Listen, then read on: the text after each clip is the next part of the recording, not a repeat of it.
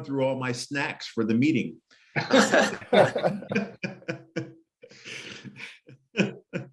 What am I going to do? We'll just make it a quick meeting. Hey, good. Yeah. I just responded to your email, Breck. I don't know if you've had, Okay. had a chance to see it. But I agree with you. It seems to me that going around the circle on Google Earth, plantings and grass, although some yards are very shallow, it's still a defining feature. Right. Right. Not parking lots. Yeah, and it would be a shame to set some precedent there in that circle.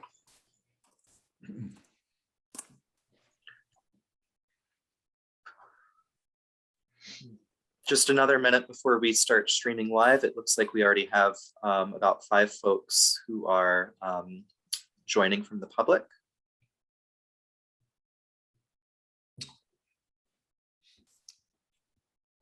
I assume we have a quorum tonight. We confirmed that we would, yes. Okay. I think I only heard that Tim wouldn't be here.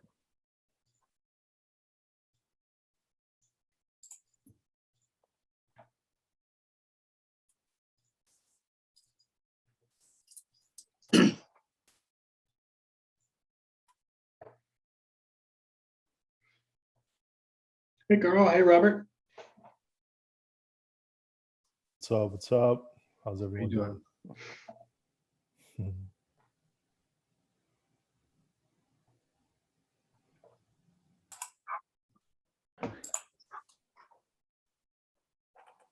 I just realized all the notes I took on the packet are not on the revised packet.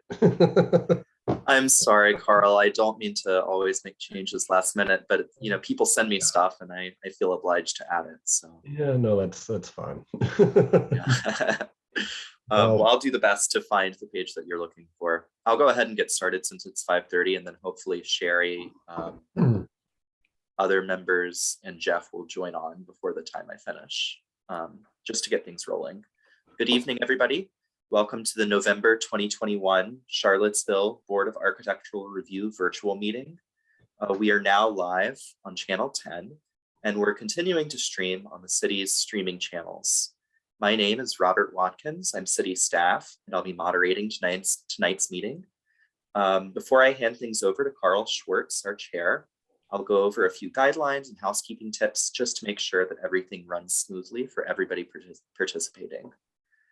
So first, for everybody who might be watching at home, I will introduce the meeting participants who are online right now. First, we have Carl Schwartz, the chair of the BAR. We're also joined by Brett Gastinger, vice chair.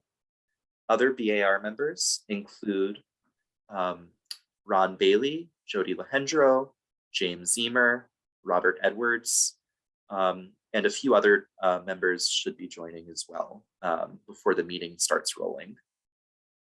We're also joined by Jeff Werner, who is city staff as well. Throughout the meeting, applicants and other participants will join the meeting as necessary. For members of the public who are on the call right now who are looking to provide comment, there are several places in the agenda where you can speak. At the beginning of the meeting, we allow time for comments from the public for items not on the agenda or for items that are on the consent agenda.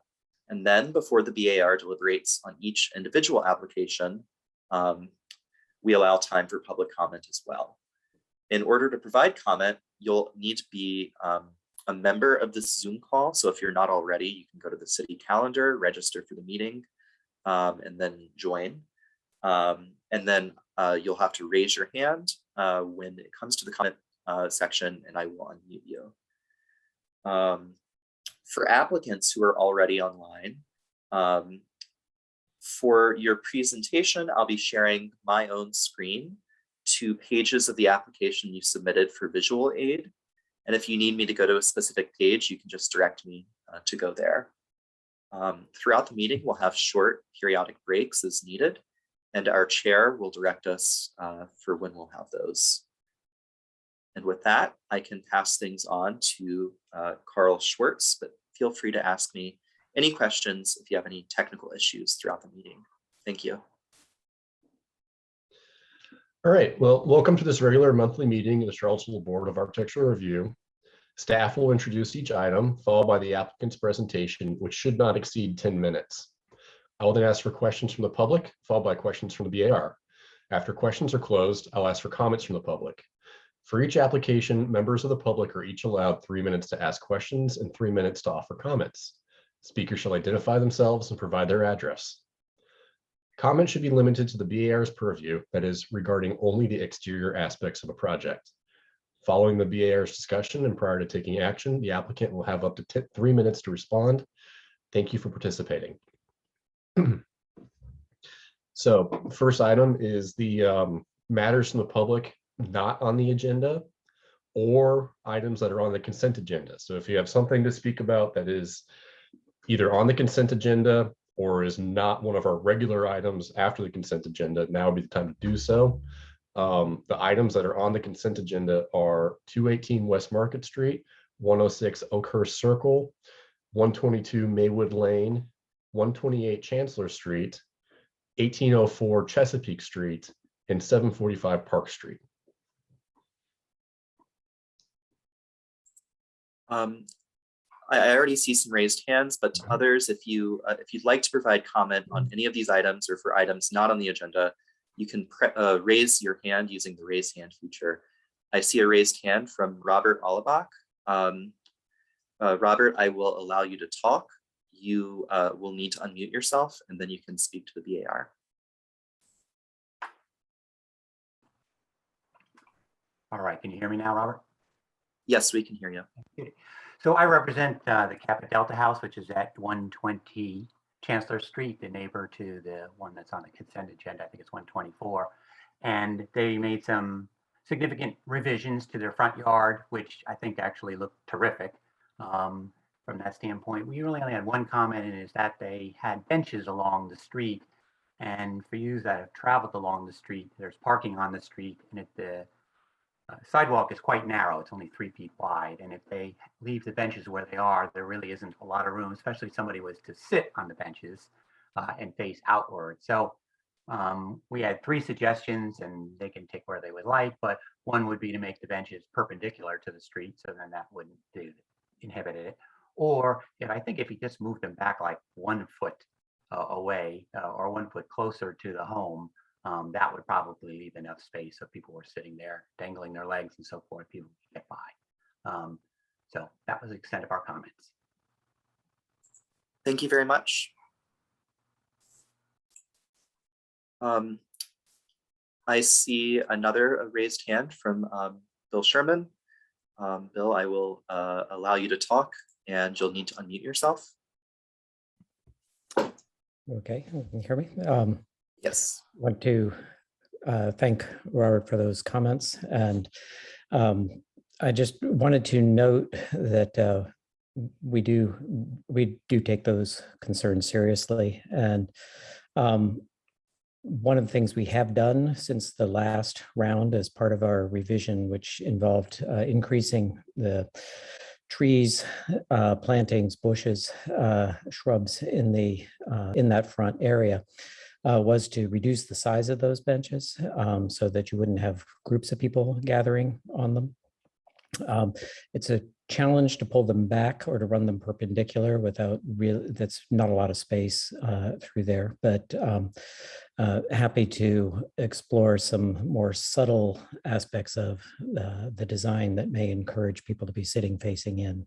They were originally intended in a kind of spirit of generosity on the part of the institution in providing seating that in a sense doubles as participating in the street and participating in anyone passing by, but are aware of the concerns about the narrowness of the sidewalk, and happy to have further discussions, but I think it would be at a scale that actually would not involve any substantive change to the design, but maybe something subtle that in just in the shape of the seat allows sort of encourages people to be facing inward.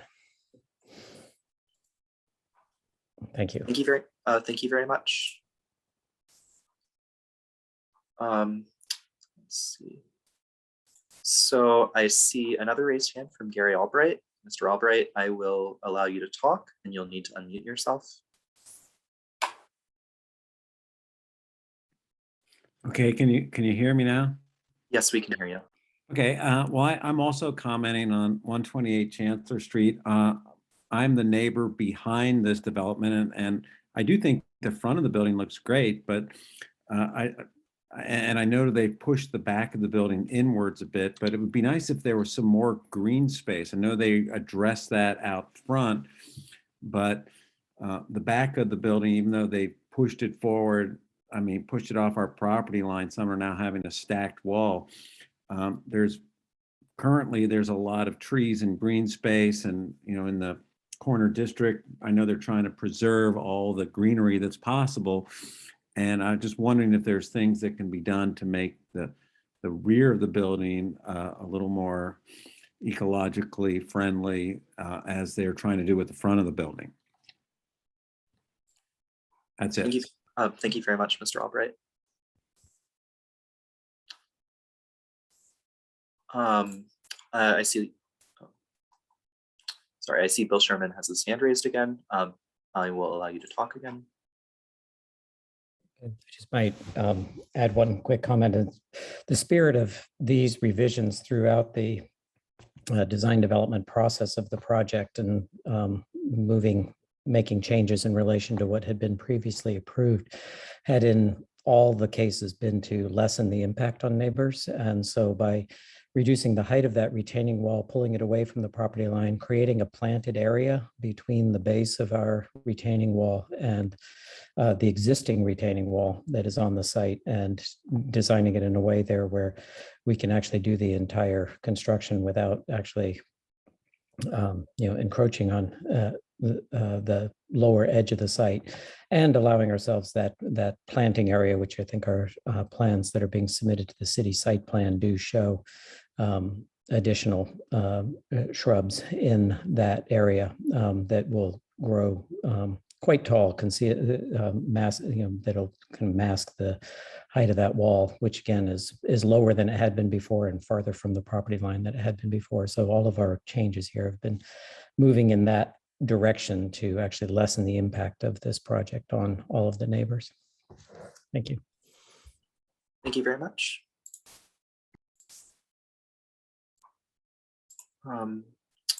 So if there are any other members of the public who wish to provide any comments on the items on the consent agenda or for items not on the agenda, please raise your hand, or if you're calling in, press *9.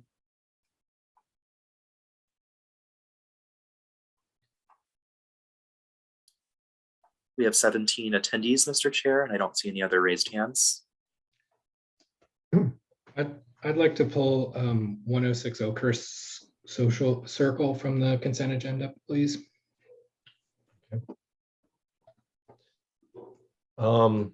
Anything else that you guys would like to pull, or are we okay with?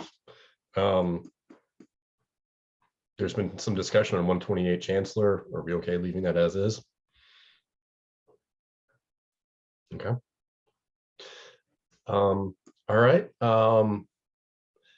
Is there a motion to approve the consent agenda with 106 Oakhurst Circle pulled from it?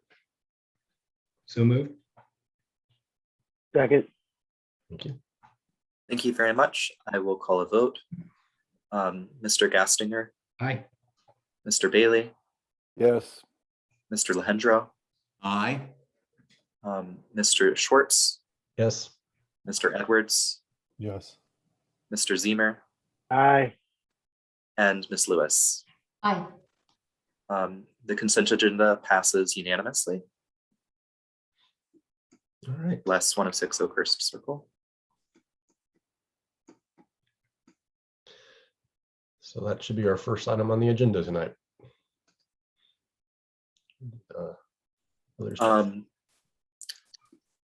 Jeff, while you get ready for the staff report, I will pull up the presentation. Robert, I'm going to ask if you could take it for me.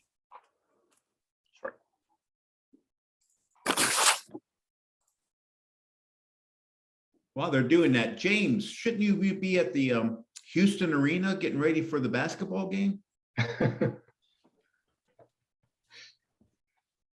No, sorry. Huh. Here, Houston's dangerous for large crowds these days. Not virtually. There you go. I don't think. I'll go ahead and get started on this. I will kind of breeze through so that we can talk with the applicant and move forward with this. So 106 Oakhurst Circle is a house built in 1922 in the Oakhurst Gildersleeve ADC district. The BAR previously reviewed projects at this address, most recently in September 2020. One, when the BAR approved a COA for alterations to the existing house and a rear addition. However, the landscape plan was omitted. So this submittal is the applicant submitting the necessary landscape plan. So Patrick Farley submitted the landscape plan in September, and it has the plantings mentioned here. The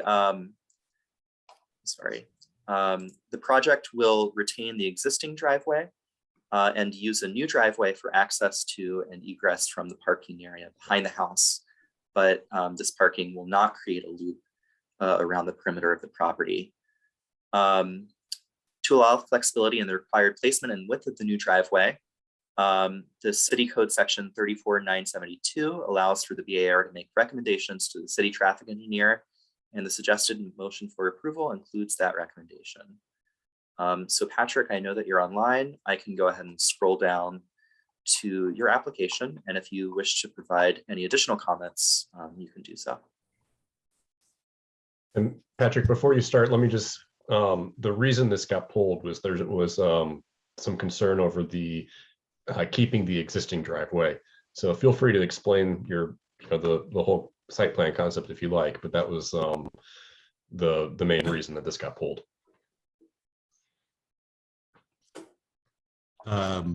Okay, everybody hear me? Yeah, we can hear you. I will just address that.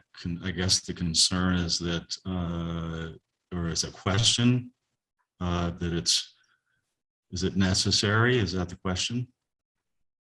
I mean, we're going to retain we have the right to actually to retain the existing driveway for parking purposes. So right now you could squeeze 2 cars into it, but in the new iteration of this property where we're going to have 4 bedrooms, thus, theoretically at least 4 tenants, we're increasing the capacity for the site to hold up to 4 cars, possibly more if you can squeeze them in to take pressure off the circle, but also anticipating possible future development of the site down the road.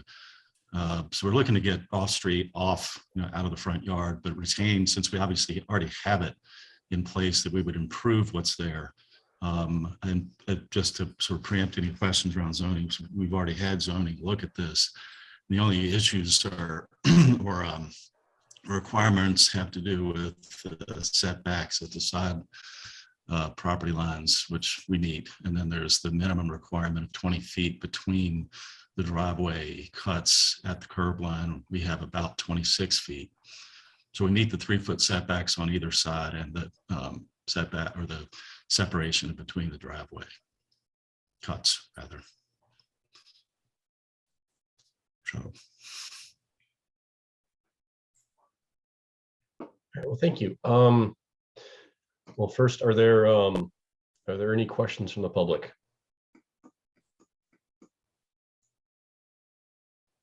Mr. Chair, I don't see any raised hands. Okay. Questions from the board?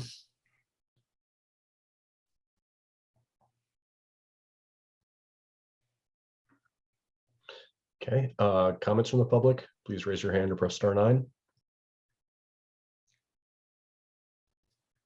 I don't see any raised hands. Okay, comments from the board. I'll go since I pulled this. Thank you, Patrick, for coming back. I was just felt like from the conversation that we had had, and several times we've seen this project, that we had been pretty clear that we had strongly preferred moving the driveway access to the other side, and we did not like very much the idea of the drive looping all the way around the back. So it came, at least to me, a bit of a surprise that the drive remained kind of further establishing this as a permanent parking space, which is now a pretty informal gravel drive. And I feel like it's not in the keeping with the spirit of our guidelines. In fact, our section 2, letter F, site design and elements, includes things like, if new parking areas are necessary, construct them so they reinforce the street wall of buildings, locate parking lots behind buildings, and number 4, avoid creating parking areas in the front yards of historic building sites.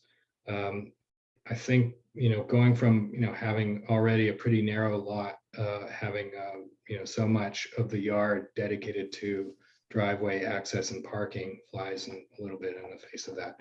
I don't know if the rest of the board feels that way, but I feel it sets a kind of a damaging precedent, and certainly would have preferred to not see that driveway remain.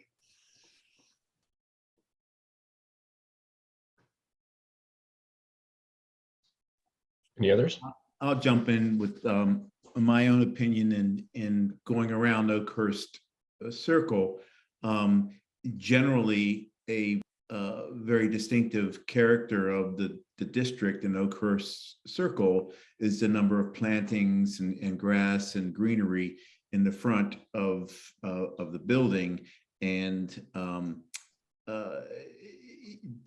I worry that this sets a precedent for allowing more and more parking right in the front, and taking away from that greenery and that suburban quality of the circle. Especially imagining cars sitting there.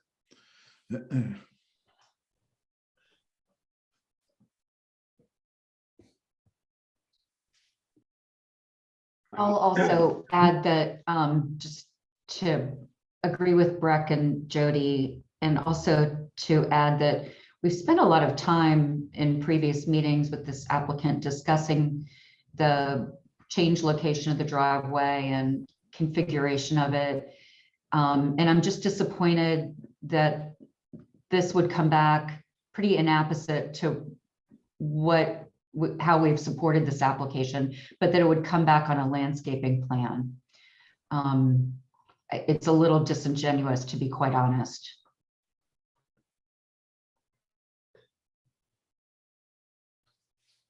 Well, I'll jump in. I think that so while I would have preferred that this existing driveway would have gone away, and that that was what I thought we had discussed. It is an existing driveway. It would currently already hold cars on it. So it's not like we're adding more parking in the front yard. We're adding a drive to the backyard, which is more pavement. I stared at this for quite a while, looked at it on Google Earth or Google Street View. Personally, I'd be willing to approve it because, again, they're not adding parking, which is what we had a problem with on Park Street. They're making an existing spot not gravel. But yeah, that's where I stand. I think they're making it, well, the plan is to put like crushed Buckingham slate there. It's not gravel, but it's not asphalt either. Which I think is good. I think Carl's got a point. It is an existing drive and parking area. So it's tough to, I kind of agree with Carl. I'd like to see it go away, but at the same time, it's tough to argue against something that's already there. I do think, I had a chance to kind of look back at the video because we haven't seen the actual minutes from the September meeting. And it looks like he did address one of the concerns in terms of the sidewalk going straight out to the street and the little bench walls flanking the front door not being asymmetrical. So I just appreciate that. He did respond to our comments on that front. Y'all saw the emails kind of right before the meeting. I think it's worth pulling to discuss, but I agree kind of with Carl. I wonder if I could ask Patrick a question. When we talked about moving the driveway in the past, it was largely in the context of a through passage. Have you looked at whether just keeping the existing drive as the access to the proposed parking would work and not require the new curb cut?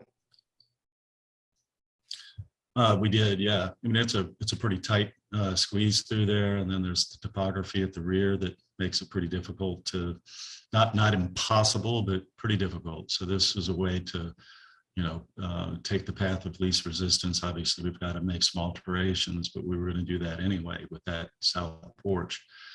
So it is a better plan, I guess, from a traffic flow standpoint. And while I have the floor, I'm going to say I could possibly have misunderstood you all in the previous meeting. I haven't looked back at the minutes or the video, but I do not recall agreeing to delete that existing condition. I do recall very clearly, and I did it right away, getting rid of the loop and reconfiguring the site accordingly. But I don't have any recollection of agreeing to getting rid of the driveway. But yes, as James just acknowledged, I did revise the front yard scheme and front porch design as we discussed. And I do want to ask, though, what do you?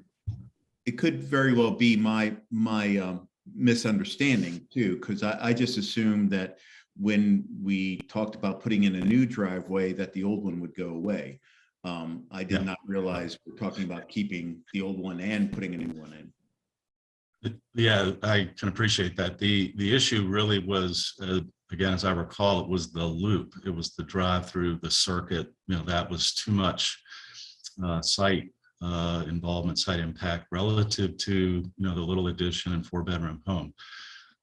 That I accepted that because it actually did make sense. I wasn't entirely surprised. But I will ask, in the context of the new land use plan having been adopted, where this is a medium intensity district, or will be,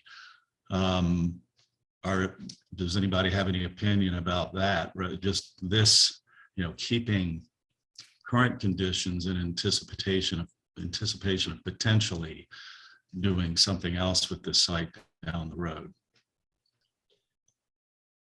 I feel like that's a Pandora's box type question where I hesitate to ask it. We can approve. Well, I don't know what the future BAR will approve when a large development wants to show up in a historic district.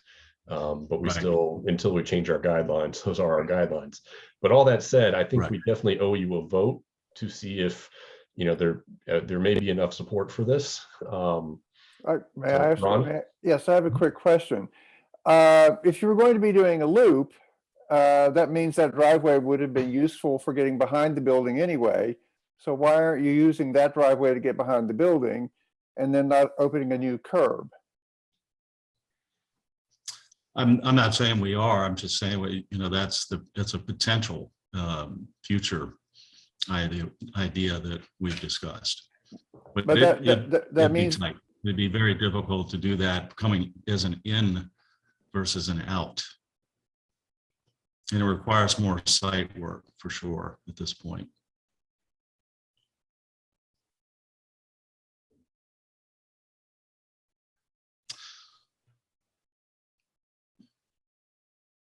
I'm going to go ahead and make a motion, and if it fails, then we'll discuss something else. But now that I say that, I need to find our suggested motion. There was okay, good. The extra text isn't there.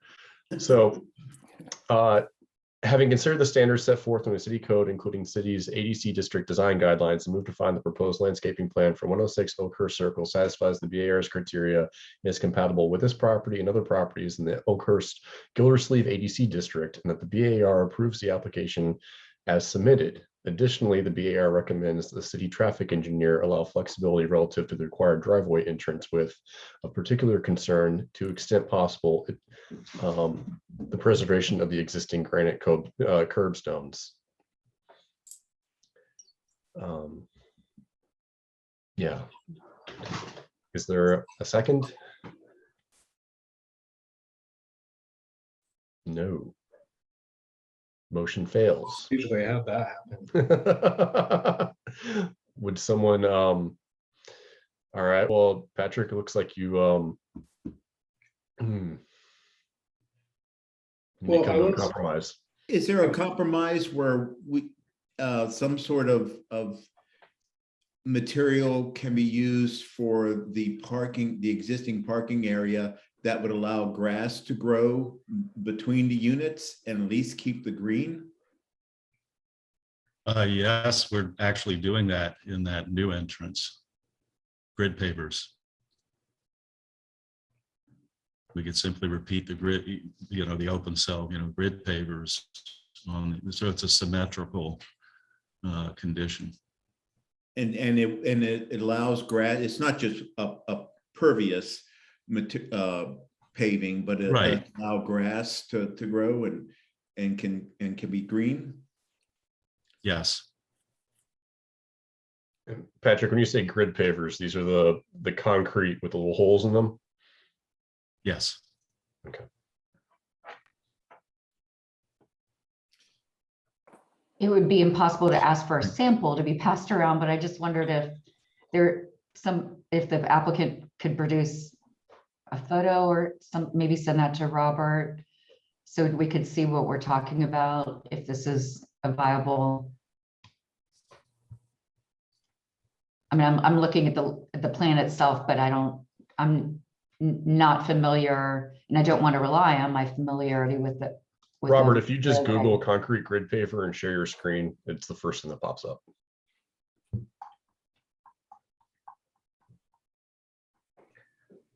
I think that's a good idea.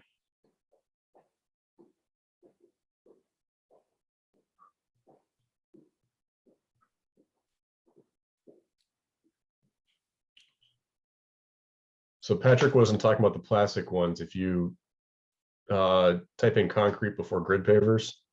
Sure. Okay. Yeah. Is that what you were thinking, Patrick?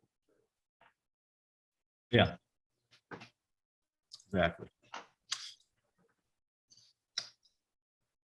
I had an image of exactly that product there to the left in my original application.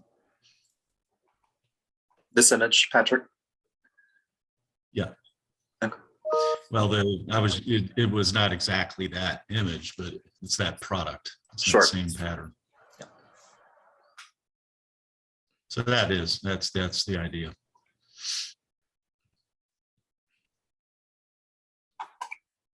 Well, it's not ideal, but I could support that. I'm not sure what Breck would say. I still feel, I mean, I think we're talking about one parking space here, because if the circle were actually the additional street parking, there'd be a car that would be able to park on the street in that location. I feel it's against our guidelines, so I'm going to vote against it. Otherwise, I think the planting plan is really great. I love the pallets. I just want to make sure we get to say that. Okay. Appreciate that. Yeah, I forgot to Breck's point to note that you know, we're sort of atoning, you know, creating a new driveway cut. We're trading, you know, we're losing one, but we still have one on site, one off street space off site. I'm sorry, off street on site. So.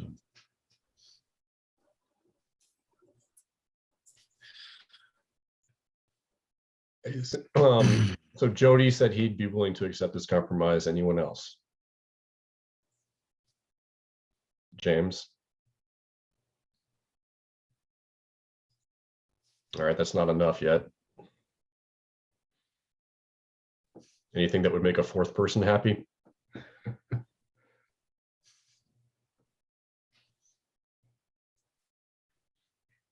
Okay. It's for me, it's the cars parked in the front of the yard. This is not a driveway that would be approved in Charlottesville today, nor by this board, if it were new. And in a weird way, the drive passing around the site would actually be better because you wouldn't have cars parked in the front yards of this neighborhood, but it would be even fewer parking spaces if that were the case.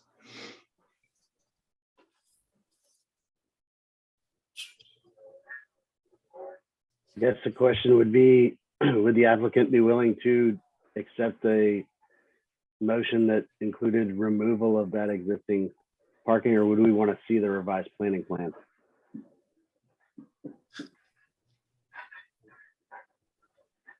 You're muted, Carl. I know, I'm just laughing. You ask a question that I don't want to think about. I think He was trying to be chair. Doing a good Sorry. job. I should stop.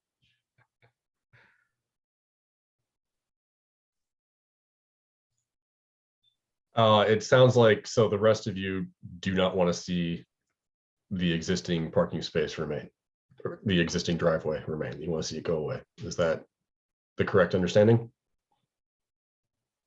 Jerry, Robert, Ron? Okay.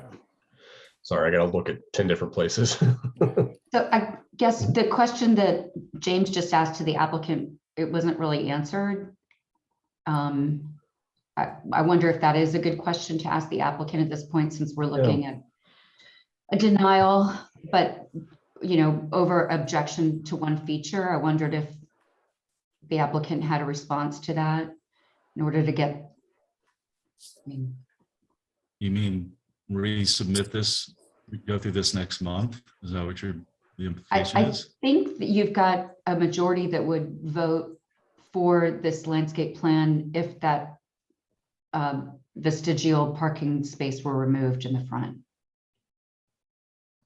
And I guess the question is whether you would agree to delete that. I think we can do that here, and otherwise Yeah. approve your plan. So you would not have to resubmit. Sorry, Yeah, I'm not a that's very what I good prefer, chair. Carl because does a we're- better job. Yeah. You got it. Sorry. I'm sorry to interrupt. Yes, fine. We are literally, we've got a building permit about to be issued any moment. We can't delay this another month. It's been going on already too long. So, I mean, we've already lost a month here. So, yes, we'll delete it. Okay. I don't know what we're going to do with that deletion, but we'll figure something out. I guess the assumption is just after all the 80 years of compaction, it will become, we'll have to aerate it and make it lawn or something, or extend the planning plan. But I assume that doesn't have to be resubmitted. I would think so. Right? We're deleting a driveway, but we don't have to resubmit for what it is we're doing with the empty space there in the end. I defer to Jeff for some guidance.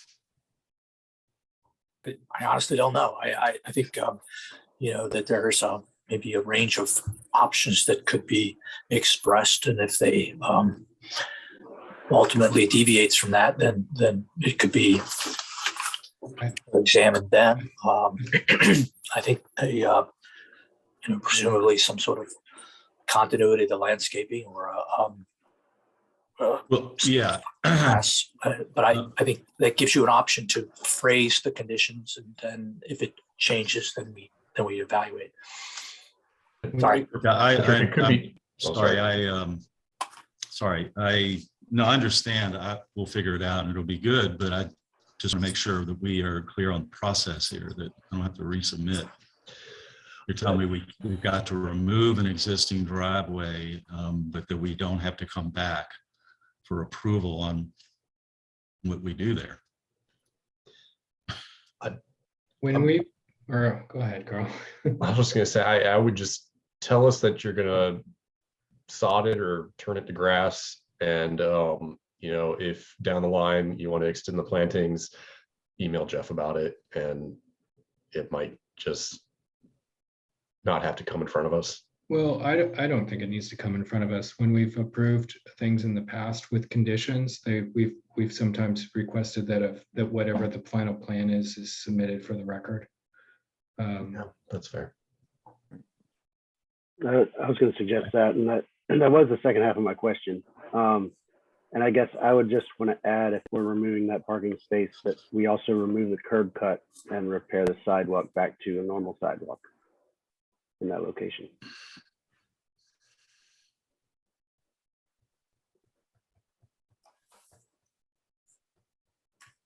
I mean, wouldn't you be removing some granite at the new driveway location? So that could possibly be reused? That makes Yes, sense? possibly. Yeah, in theory, yes. And I mean, you call it a pollinator garden. I would imagine that could just be extended. What is it, 10 feet or 8 feet, whatever the width of that, it's not all that wide.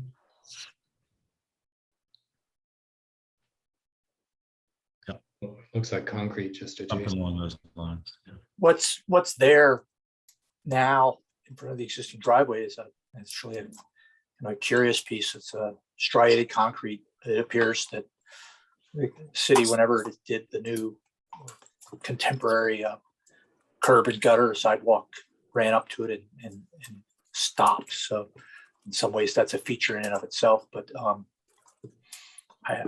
Right. I guess what I'm trying to avoid is, if we just agree to let him sod it, but leave the curb cut, it'll become a parking spot again. Mhm.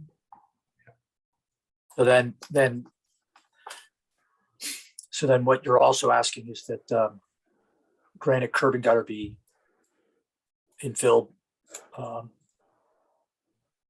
extended, so that you're not just addressing what happens at the no longer driveway, but also what happens at the street. That'd be my preference. I don't know if the rest of y'all agree.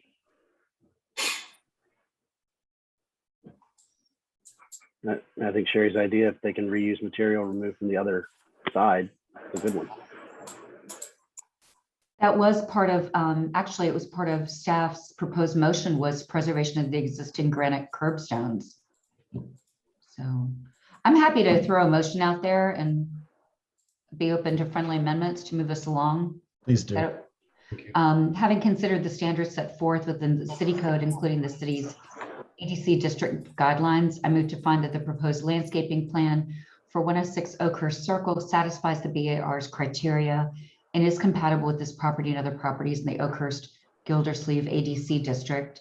And the BAR approves the application as submitted, with the modification that the existing parking spot be removed and that area be landscaped consistent with the landscaping plan, the adjoining front yard area, that the granite curbstones that will be removed to create the new wraparound drive be reused to close this driveway entrance. And staff's motion also said the BAR recommends the city traffic manager allow flexibility relative to the required driveway width. I think that's just a recommendation, but one that I know would maybe be picked up by the traffic engineer. So anyway, that's my motion. Second. All right, before we vote, Patrick, this would be your chance to respond. I have no further response. Okay. All right. Thank you. I will call a vote. Mr. Gastinger, Aye. Mr. Bailey, Yes. Mr. Lehendro, Aye. Mr. Zemer, Aye. Mr. Edwards, Aye. Mr. Schwartz, Yes. and Ms. Lewis. Aye. Thank you. The motion passes unanimously.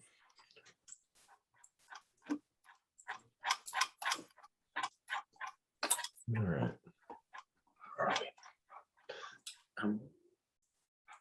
Thank you very much, Mr. Farley. Are we ready to move on to 123 Bollingwood? Yes, please. So I know Jeff Dreyfus is online, and I will go ahead and share my screen for that application. And scrolling.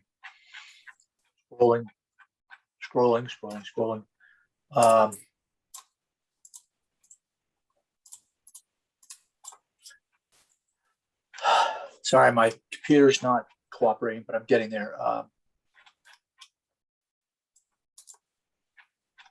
my God. Come on. Robert, if I believe Anna Beschenstein may also be joining us, and hopefully she'll have an opportunity to speak to the concept site plan. Sure. Ms. Beschenstein, I will promote you to panelist. You'll be kicked out of the meeting momentarily, but then you'll rejoin and you'll be able to unmute yourself. All right, good. All right, so this is a COA request for 123 Bollingwood Road. It is an individually protected property. It constructed in 1884. It's known as the Disney Keith House. It's a vernacular farmhouse. It was actually the Disney family lived there, and from the late 1800s into the early 20th century, and sold it to the Keiths. Actually sold it to a couple families, and then the Keiths came and owned it for some time. And Miss Ellie Wood Keith operated a riding academy in the backyard. And I noted that the barn and outbuilding, the stables that were immediately to the west of the house are no longer existing. And then there's an existing garage to the south of the house. It was constructed, I believe, in the 80s. So this is a request that had come to the BAR back in 2010 and had been deferred. And so it's I would say it's been to the BAR, but obviously not to this one. It's a request for a COA for the modification of the west elevation at the rear addition, and that would involve removing a small roof existing over a side entry door, and then replacing that door and the two adjacent windows with a 3-panel sliding door. And I know that the landscape plan is included in this, and Jeff and I discussed that, and it's really shown for concept, but I think it's also an opportunity if there were any questions about that, or as far as when that would come back formally, anything that you all would want to see in that, or any questions you might have. I did a pretty thorough look at this thing and trying to figure out, well, do we know when? You can see it to the side of the house. It almost looks like a telescope that got pulled out to the rear as things grew. And those of you that went over and looked at that house at Hartman's Mill Road some time ago, I think this has similar circumstances, whereas the family grew, they added. With that, we do know that these are additions to the rear, I think, probably constructed in the early 1900s when the Disneys occupied the house. The recommendation, I find my recommendation. So staff suggests the alterations to the buildings should be allowed, in the sense that changing this facade, I think, can be done within the design guidelines. And so the question really is, for you all, from our point of view, is what they're proposing consistent with the guidelines. So I don't think that this elevation is sacrosanct, and I think said alteration should be allowed with the consideration, but just, is this the one that's that you all would approve? So I'll leave it at that. And I know Jeff, Jeff Elias, we've been having a lot of fun with all the Jeffs involved with this one. So I don't know which Jeff is going to speak next, but I'm done. All right, thanks, Jeff. Warner, I'm speaking on behalf of Jeff and Juliana Elias. Good evening, everybody. Yes, we deferred 10 years ago on this, so we're back. And I will before I forget, request a deferral now, only because no vote is anticipated and no vote is wanted at this point. We have a ways to go. What this presentation is, we include a concept plan done by Anna Beschenstein, and I'll let Anna speak to that a little bit in just a second. What we're here for tonight is for preliminary comments. What you'll see both in the site plan and on the proposed elevation change are our ideas. As a protected property, though, you all have purview over all of the property. And so before we go far at all with any of this, we wanted to solicit your input, your thoughts, the viability of what we're thinking and what the owner is contemplating. So with that, I'll let Anna give a bit of an overview of the site plan. The portion of the building that we're talking about is circled or blocked there in red. It's actually quite small. It's out of sight from Bollingwood Road and certainly not in view from Alderman to the west, and is a small component. And I'm happy to speak to that once Anna runs us through the plan, concept plan for the landscape. So, Anna? Sure. Hi, everyone. This is Anna. Okay, as Jeff mentioned, we're in the fairly preliminary stages of figuring out what to do at this property, but we don't plan to do anything besides possibly some foundation planting to the front or the Bollingwood side of the house. We'll keep the existing driveway as you enter across the north side of the house, possibly add a stone or brick pathway to the front door. Right now, there are just a few loose stones and no clear path forward to the main door. Reconfigure the existing parking, just give it a bit more shape. And then what they'd really like to do in the back is create more usable space. In the rear yard of the house, there are some drainage issues off the kitchen, which is more or less where Jeff has the red rectangle and proposed change. That's a low point where they've got water draining up against boards of the house. And then the backyard is filled with a lot of stone dust and gravel, or they think it is. I actually, as a side note, as a small child, took riding lessons in this riding arena, so I remember it. And there was this little loop that went right against the house and more or less around where that pool is. So that's all they think stone dust.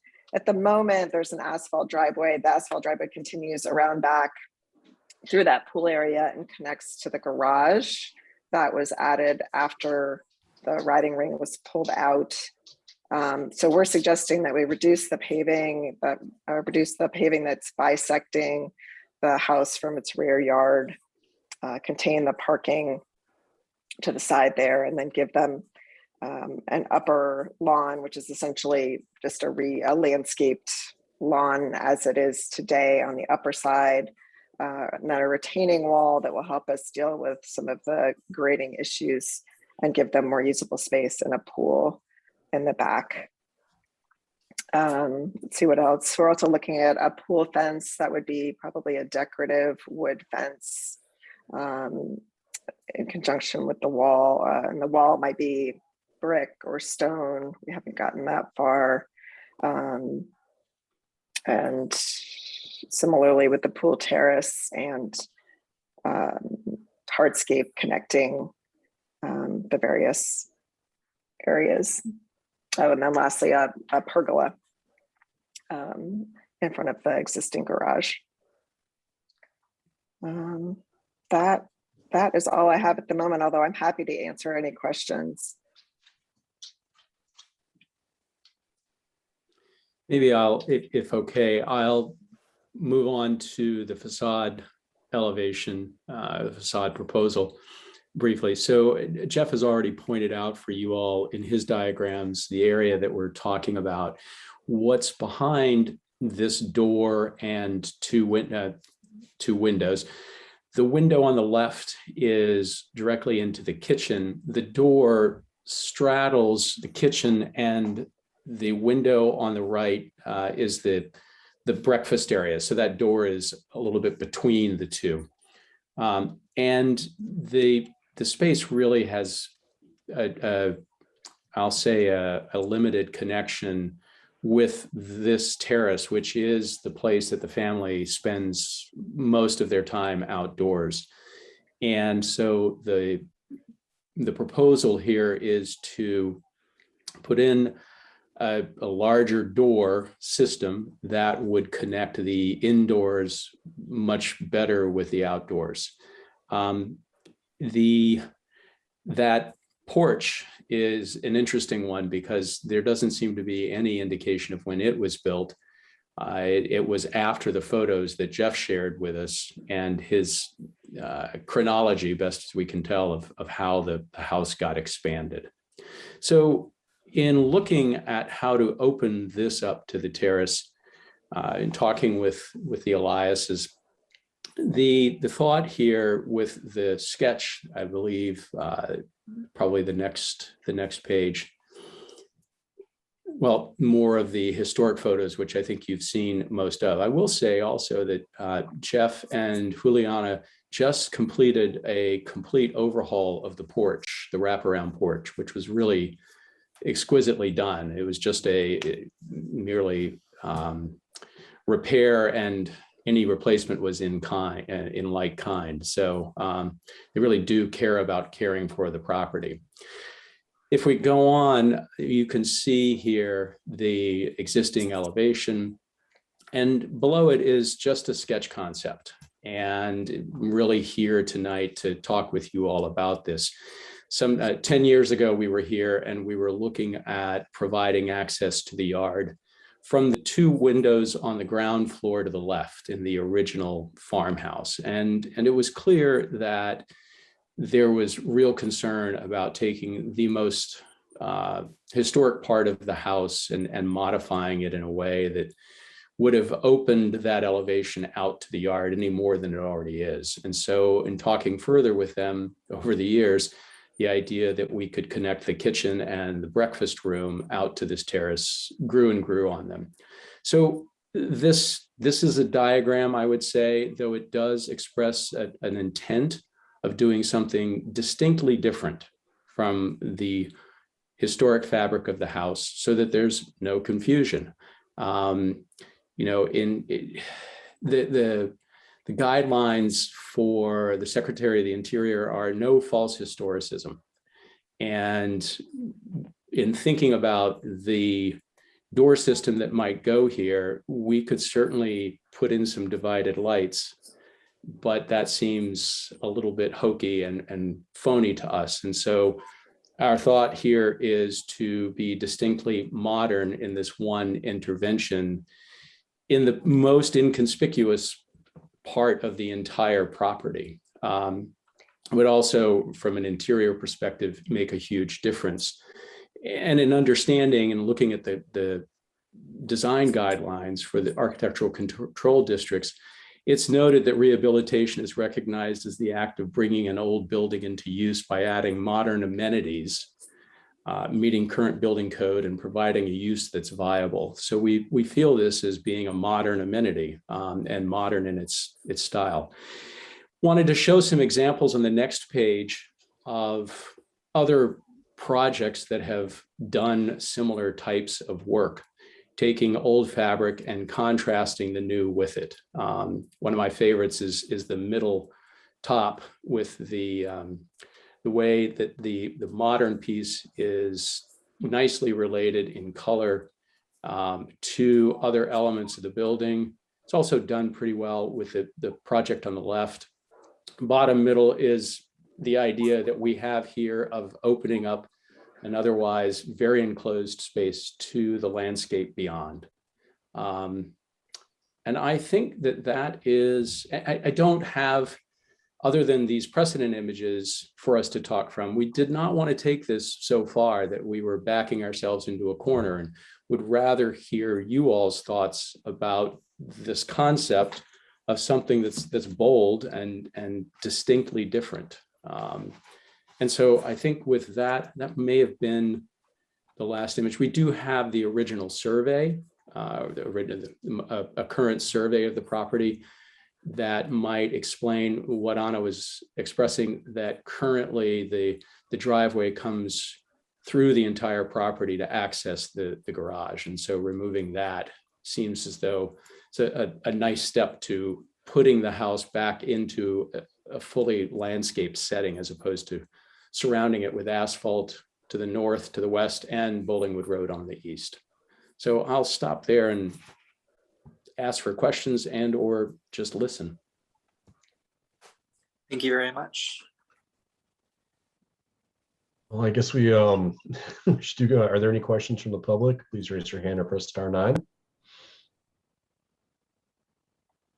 I don't see any raised hands, Mr. Chair. Okay, questions from the board. Brett? Hi, I guess this question is for primarily for Anna. Kind of good to see you. A lot of the architectural description doesn't really refer much to landscape elements other than the more recent riding rink and an earlier apple orchard. But are there any other sort of existing elements or knowledge about earlier design of that rear landscape? To the rear, not really. In the front, there's a couple beautiful oaks, just really nice character on Bollingwood, but the back has been, it's back in the 70s, 80s, there were these falling down shed row barns, overgrowth, privet. Yeah. And then since then, there's been a few attempts at planting some. I think the Jeff Elias and Juliana planted a maple for each one of the children that they'd like to keep, but no, there's nothing significant. Okay, thank you. The other question I had is for Jeff. It looks to me it's pretty clear that the doorway and the left window are not even in the original locations, and the windows look more contemporary. Are they contemporary windows? Yes, I believe that the windows, the two windows are probably, I'm going to guess 80s. I'm not certain of that. Yeah, they look like vinyl clad or. Yeah. Yes.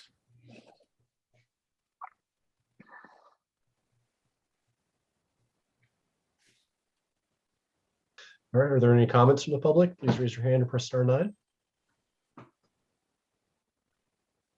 Nope. I don't see raised hands, Mr. Chair. Okay, comments from the board.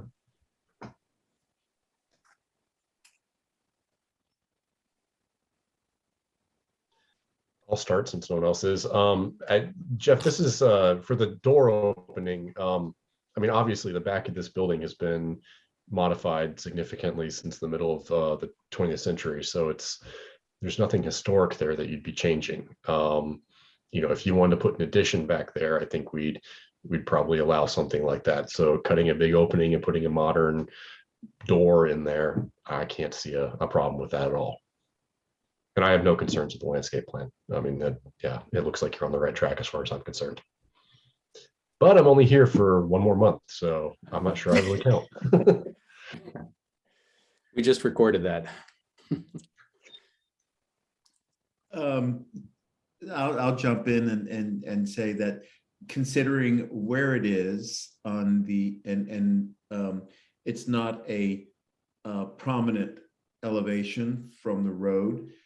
It's not an intervention in the most historic part of the house or impacting a character defining feature of the house, the historic house.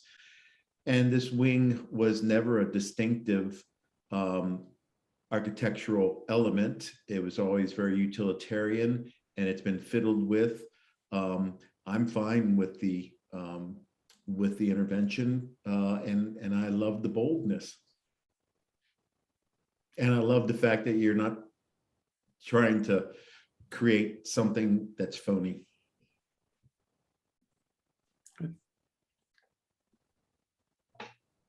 Yeah, I support the project. I think it looks great and a really elegant approach, and the landscape plan seems well on its way. I don't see any issues with it regarding our guidelines. I support it as well. My only concern was it sort of seems there's two additions, I guess, but I think the fact the roof line steps down helps that still read. So at first I was concerned that the new opening kind of spread across both of the additions, but having the step in the roof line shows the development of the house. Like it.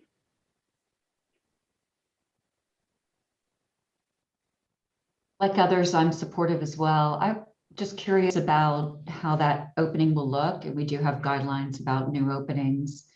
Seemed just a suggestion that it might be a sliding glass. Some of the just examples you've given of existing properties where this has been utilized just show sort of plate glass with no movable portion. I just wondered if you could give us a little bit more idea about what the owners are looking to do. Or I apologize, I should have included it. If Robert, you're in a Googling mood, could you Google Skye, SKYE, sliding doors, I believe. Sherry, they make a frameless sliding door, basically plate glass, and they are beautiful. And I think that's ultimately, yeah, SKY. I guess it is Sky Frame. There you go. Very minimal and really exquisite, and that would be our goal.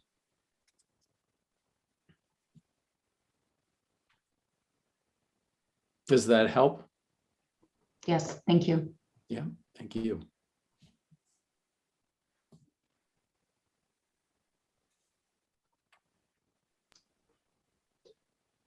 Questions for us? Either you or Jeff or Anna?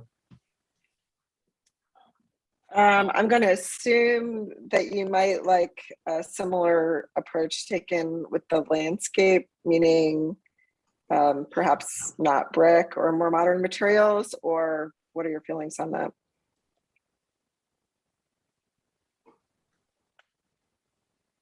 Oh, Breck disappeared. Perfect timing. Sorry, is it a vote? I had to run away for a second. Did you hear the question, Breck? Or Oh no, sorry. Yeah, no worries.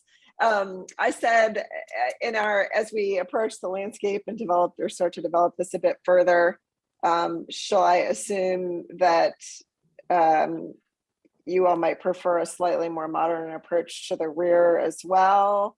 Or because there's not really any, or there wasn't really any historic landscape going on in the rear, are we open to look at brick or other materials like that? We don't have a lot of guidelines that would, box you in, I think, for a landscape like this, unless there was more knowledge about any of the, very character defining features that would have been part of that landscape. The palette is encouraged to be native and of course non-invasive, but I think that you have the ability to design that in keeping with the approach that you guys are having with the house. So I think both a contemporary approach or something more maybe historic related. I think I guess maybe one concern is inventing some kind of history that for this house that we just don't know about, but I don't think that's probably your approach anyway. No, and I think just cleaning it up will make a huge difference, really. Yeah. So, yeah. Okay. But if you have any questions along the way, you can also reach out. That's great. I don't have any questions. We got the feedback that I think we were hoping for, and we appreciate. Again, I appreciate the board allowing us to come here and run these ideas by you before we dive in head first. And so I'm excited by the reception, and I think our clients will be too. So I guess, officially request a deferral. I'll move to accept that deferral. Yeah, I'll second it. Thank you. I'll go ahead and call a vote. Mr. Bailey, Yes. Mr. Lehendro, Aye. Mr. Schwartz, Yes. Ms. Lewis, Aye. Mr. Zemer, Aye. Mr. Edwards, Aye. and Mr. Gastinger. Aye. Thank you. The vote is unanimous. Jeff and Thank you Anna, all. thank you for bringing it to us. Thank you for giving us the opportunity to look at it. Well, thanks for your time and the input. We appreciate it. We'll be back. Yes. Thank you all. Bye. Bye-bye. Jeff will be back. Yeah. Yeah, don't leave. Don't let him leave the building. So if we're ready to, are we ready to power through for 946 Grady? I know that Joshua Batman is online and he represents this project. Good evening, Chair and members of the board. Okay. My staff report. Hold on a sec. Okay, so this is COA request for 946 Grady Avenue. This is the Dairy Central project, formerly the Monticello Dairy Building. It is an individually protected property. It was constructed between 1937 and expanded over the years into 1964. As you all know, you previously reviewed a lot with this. This is the phase one project, the front historic structure. Over the last several years, and this request is to install over the 14 windows on the exterior facade to install gas-powered infrared heaters, and they would be mounted on the masonry above the selected window openings. And there are 11 on the north facade, which is facing Grady Avenue, and 3 on the west facade, which faces 10th Street. As the staff report lays out, I had difficulty with this one. It's not something staff can recommend support for. This is permanently altering a facade that you all, in fact, had awarded the contractor and developer for the work that they did on this building as a preservation project. We've seen all over the city, and particularly downtown mall, the use of the portable heaters that can be removed. These are to be used only seasonally, and then certainly only when it's cold. And so the other remainder of the year, they're simply a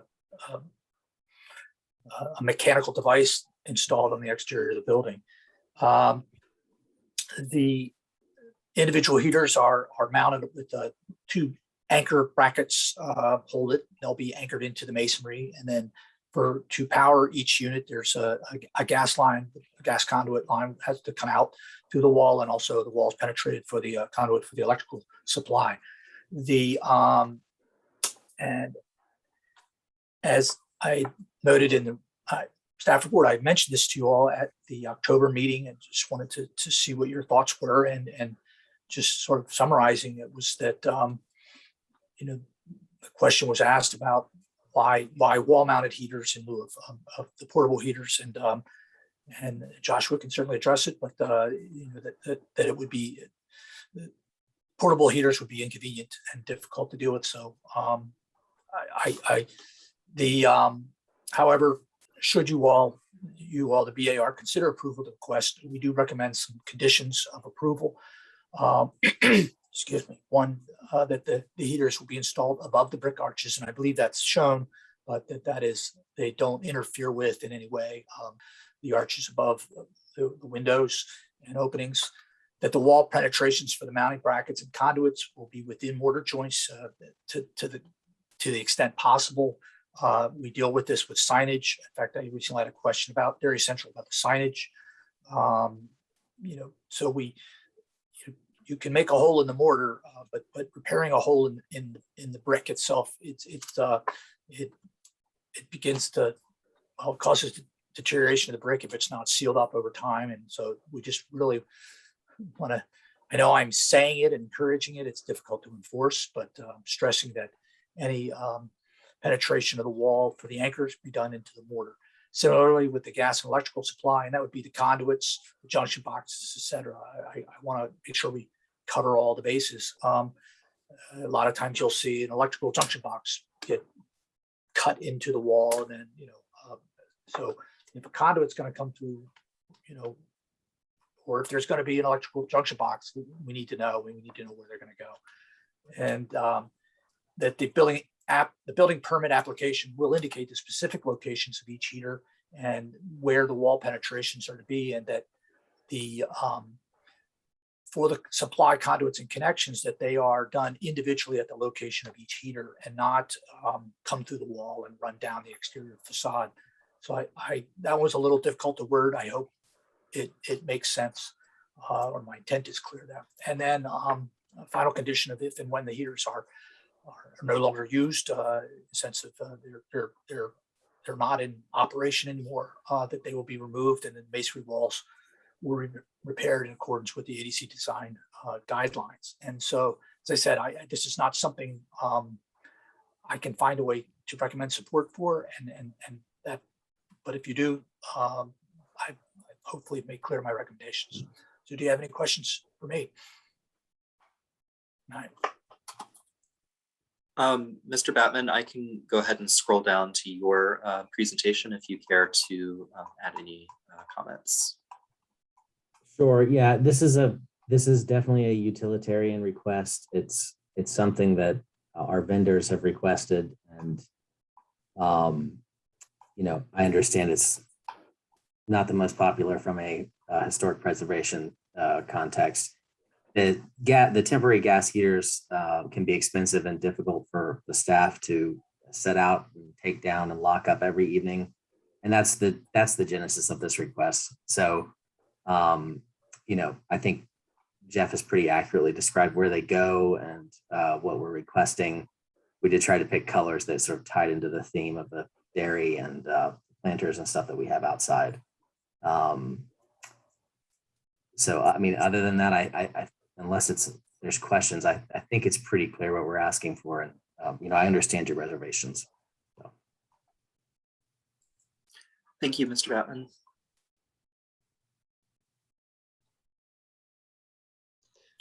All right. Well, are there any questions from the public? Please raise your hand or press *9. I don't see any raised hands, Mr. Chair. All right. Questions from the board? So they're mounted, it looks like they're, maybe a foot or 18 inches off the wall. Is that they're kind of on little arms that stick out? Is that correct? Yeah, they've got little arms. Yeah. Okay. The installation schematics in the should be in the bottom of the last page. Yeah, I'm just confirming that they're, some of the picture didn't show the arms. So I just wanted to confirm. I'm curious, how far would the heat supposedly reach from the heaters out onto the patios? That's difficult to say exactly based on wind and that kind of thing. I mean, it would reach out probably around 10 feet out into the space. It's in an effort to try to bring more life to that patio, or give more room rather to the market during the colder months. But still, there'd be part of the patio that would not be heated as well. You'd have to have portable heaters in any case if you're going to use that portion of the patios, or is the intention to heat the whole area? The intention is to moderate the temperature outside so that people feel more comfortable eating out there, during a longer portion of the colder season.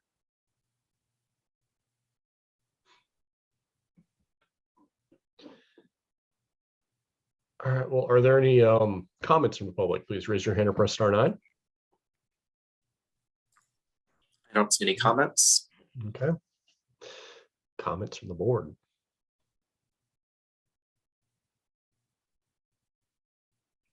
Okay, no one wants to jump in. I will. Mr. Chair, I'm sorry, I do see a raised hand from the public. Lisa Kendrick, I see that your hand is raised. I will allow you to talk, and then you'll need to unmute yourself.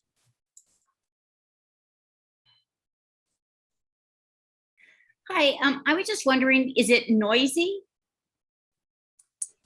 It shouldn't be terribly noisy. I mean, it's like any gas heater. So, I mean, you might hear like a little bit of that whoosh from the gas coming out and burning, but I don't think it wouldn't be like loud mechanical noise or something. Okay, thank you. Mm-hmm. Thank you, Ms. Kendrick. Breck. Thanks. This has been such a fun project to work on over the years. I think we all feel really glad for the care that was taken to restore and preserve this building. It's an interesting one. It's been, I think it seems to be a very successful change in addition to the city. I think learning about this building and its early design recognition as an early industrial building and its site design led us to appreciate that front long facade, the regular openings, and it has shined in the way that it has been restored. So I think it really is hard to see how this proposal doesn't jeopardize that restoration, and I can't support it.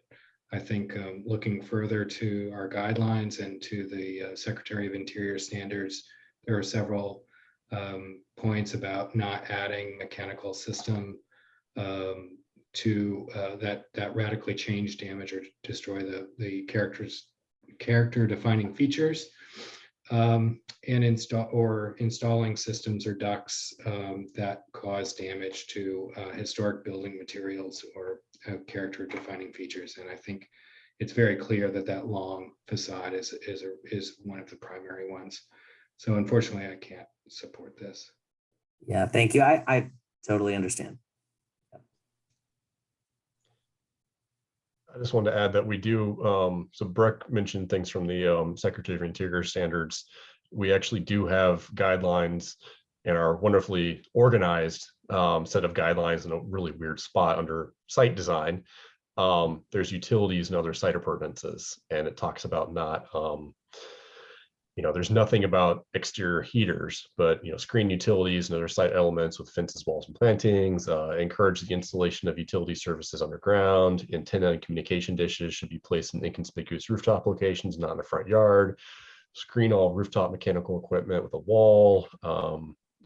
Plan location of overhead wires, utility poles, meters, electrical panels, antenna, trash containers, and exterior mechanical units where they're least likely to detract from the character of the site.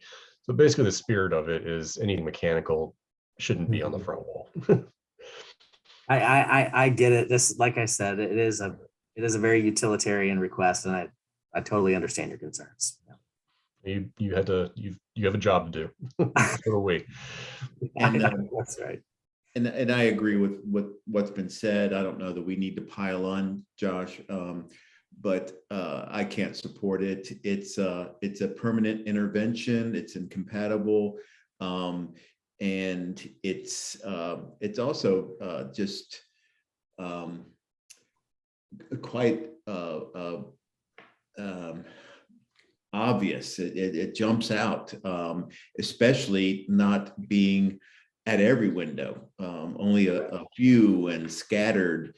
And then to think it's being asked because it's a little inconvenient for the staff to deal with portable heaters. I think the historic building and preserving it is worth a little bit of inconvenience. Yeah, understood. Anybody want to make a motion?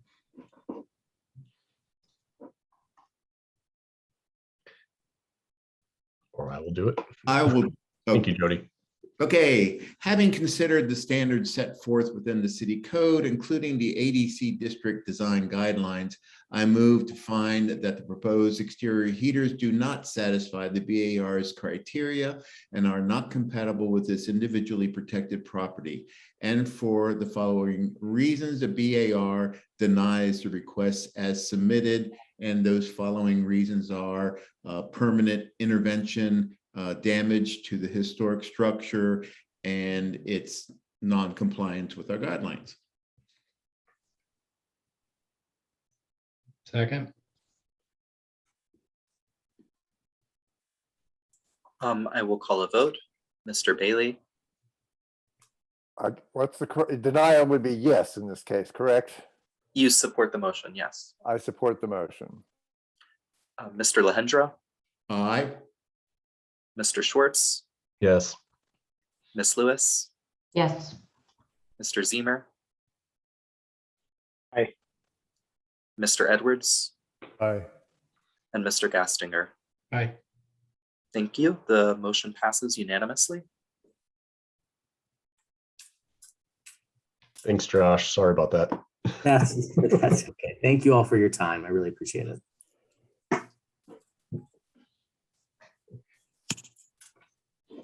Hey, glad Ron asked that. I remember long ago when I started my other previous career, I was asked the next, after a couple of meetings, asked, well, how did they vote? And I said, well, they voted to approve it.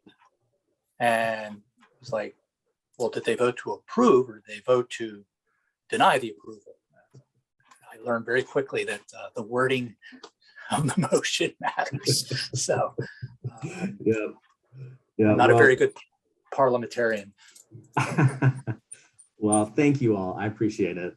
Hopefully we'll have a more interesting proposals in the future. All right, Josh, it's gorgeous over there, and I just keep hearing great things about it. So my wife took me out to dinner, and I took her out to dinner the other night for our anniversary, and we went Nice. there. So it's very pleasant. I missed McGrady's and the double cheesesteaks, but it's a nice place over there. Thanks. Thank you. All right. Are we Next good to up, are keep y'all moving? ready? Does anybody need a break? Okay. Nope. I Let's see go. that we have Caitlin Schaefer online for 111 to 115 West Main. So I think we can go ahead and move forward with that. All right, so we have before us is a excuse me, a COA request for 1151 or 115 West Main. It's also known as 113 West Main. That is in the downtown ADC district. The project is a storefront alteration. This structure it's known as the Feuchtenberger building. Breck, your German might have some corrections for me on how the pronunciation, but was constructed sometime 1913, 1914. It is a contributing structure in the downtown ADC district. The four-bay duplex store with apartments above. The facade, and this would be the storefront facade, was altered in the early 1990s. Excuse me. And this is a request to rehabilitate the facade, and that would be the entire facade, including the replacement of the storefront. And what that involves is and Caitlin and I had some good conversation understanding what was the details of this. So the windows above, and this is two, you can see it, the two storefronts, and then there's an entry in the middle. So this is that entire length. So you've got the run of 4 double windows, and then another run of 4 double windows. So those are windows will remain. What the work being done there is there are pretty sure stone sills and headers that were wrapped with metal and wood. So the hope is that the stone is still in good shape to uncover those and repaint those, bring those back. If not, then I think that the idea is to put something back like what is there now, covering them.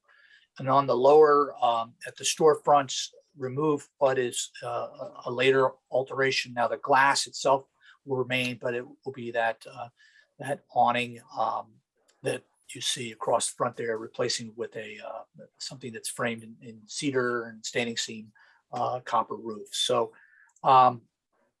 it looks like a lot's going on, but it's a lot going on in terms of removing something that was alterations were done probably in the last 20, 30 years. So we fully support this. And I said, I asked about you can see my clarification that Caitlin offered, what was being done with the windows, and they're staying. And so, we recommend approval.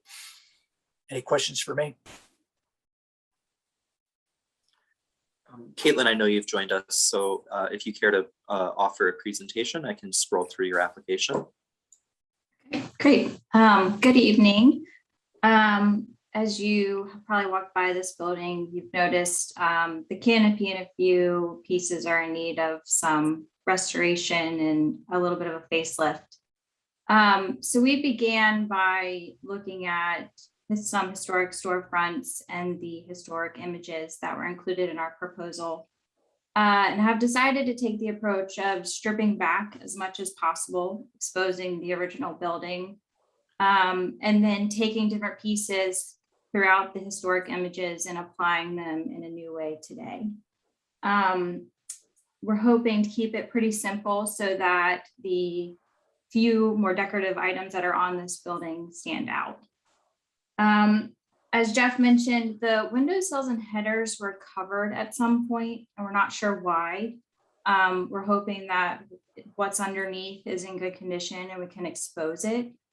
If we, do some demolition and realize that they're just not able to be exposed, we'll probably keep what's there, which is a metal surround, and paint it the matching simply white color. We have introduced a traditional cornice that runs the whole length of the storefront. Currently, there's two kind of blocks on either side, and the middle door just isn't addressed. So we're hoping that having the piece come all the way across, it makes it a little bit more cohesive. We're keeping the wood storefront that's there. It's in good condition, and I think it's a pretty nice, polite statement to the storefront. So we're just going to stain it a bit of a darker color. It's got some red to it right now. And so I'm hoping by taking that red out of the stain and making it darker, it'll contrast a little bit more to the brick. The existing canopy is probably in the worst condition. So we're going to strip that back and keep the beams that are there. Those beams do span from the exterior to the interior space. So we're going to keep them, but they feel oversized to me. So by introducing more of an overhang with the roof and a true fascia, we're hoping that those beams read a little bit less tall. And then lastly, we're going to do a standing seam copper roof. We're hoping that it pops off the white surround that we have. And the tile on the different entrances, that red tile's in pretty bad shape as well. And we're hoping to do a thin set brick floor so that the brick on the wall kind of extends into that store space. So I'm happy to answer any questions.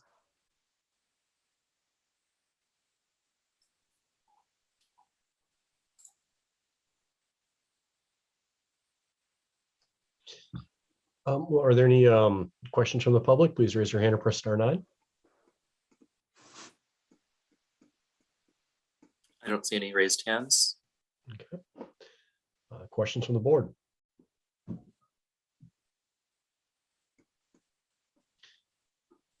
I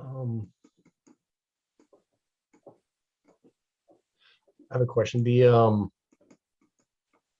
Sorry, I'm trying to get to the right drawing. So you said you're keeping the wood storefront, but the trim that goes around it and for the new cornice will be painted. And I think somewhere I read in the notes that was going to be wood. Is there a reason that, I mean, wood's fine, but is there a reason you guys aren't using something more permanent like fiber cement, or is that even, and maybe I'm crazy in bringing that up. It just seems like might be a little more durable. Yeah, no, I agree. So I think we would like to use a more composite material. I sent, let's see. Like a 5-pon material, I think would probably be best and last longer. So that would be the hope. It's just making sure that it ties in nicely with that wood storefront too. But that would be ideal to use a more composite material for the trim.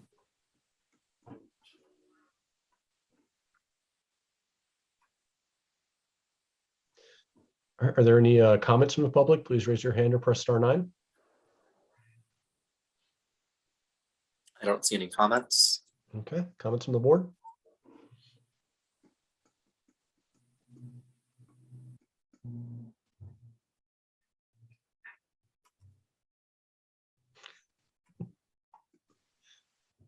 I find this perfectly approvable. I think it's you guys have done a nice job. Just start there. Jody, thank you. A delayed question for Caitlin, sorry. But you got me thinking, Carl. Caitlin, are you trying to replicate an historic condition by putting this cornice back? Yeah, that is correct. It's something that is shown in a couple of the historic images, and then yes, it would be to match a more historic piece, more historic feel. But yet you don't have the details of what that cornice looked like actually up close, like the moldings. And that's what Carl's question got me thinking is, I expect Fry Pond doesn't have the particular kind of moldings that would have been on this building originally. I specified a couple different moldings on that section. So those are the moldings that we would like to use. I don't know if they're historically accurate. Well, and I expect that you don't probably, if it's just based upon the photographs I've seen, there's nothing close enough to really know exactly what was there. Okay, I'm just thinking, I almost wish that, I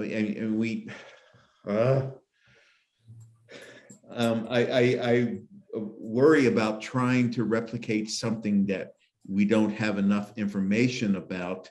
And again, this is that false historicism that we've pushed against. I almost would rather see something that was obviously a little different, and thus not give the not try to fool someone to think that to say that this is the historic condition. Okay, let me give this some thought. Jody, if it's of any help, look at the I think it's page 186 of our packet. I don't think that what they're proposing looks at all like what was originally there. Okay. And I'm not sure if that helps or hurts. No, it helps. Okay. Yeah, yeah, I mean, I had the same, that was my only concern too. This has got kind of just a simple, almost just a crown molding that runs across. And you got to imagine that the actual opening does kind of go right up to that bottom line structurally, right? Mm-hmm. So she's kind of got panels, little framed out panels, right, that drop, so drop below that, which is kind of almost, sorry, go ahead, Jody. That's completely different than, yeah.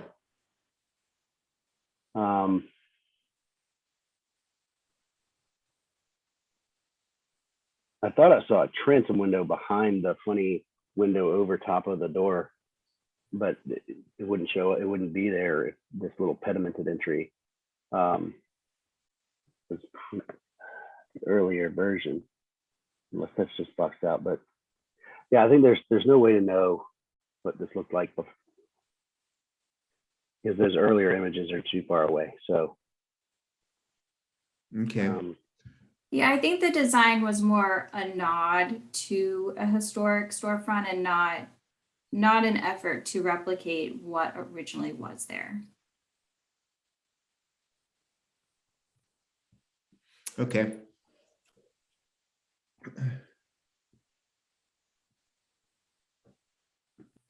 Actually, what you're proposing looks very clean and elegant as well. It doesn't look doesn't look historic in the way that Jody was concerned about. I think it actually looks pretty good.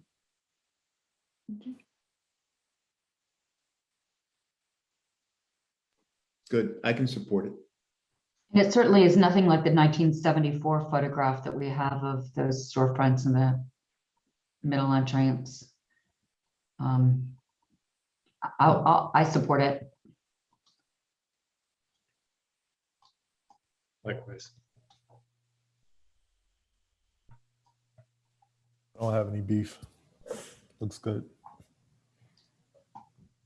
Who's got the motion? Just to add on to the my comment about the using something synthetic being okay, just make sure that whatever you do use, so it looks like you're taking some stuff all the way down to the mall, just make sure it's durable. I can make a motion. All right. Having considered the standards set forth within the city code, including the ADC district design guidelines, I move to find that the proposed facade rehabilitation and storefront alterations for 111 through 115 West Main Street satisfies the BAR's criteria and is compatible with this property and other properties in the downtown ADC district, and that the BAR approves the application as submitted. Second. Oops, beat me. Thank you. I'll go ahead and call a vote. Mr. Bailey, Yes. Mr. Lehendro, Aye. Mr. Schwartz, Yes. Mr. Gastinger, Aye. Ms. Lewis, Aye. Mr. Edwards, Aye. and Mr. Zemer. Aye. Thank you all. The motion passes unanimously. Thank Thank you. Congrats. Thank you. Nice job.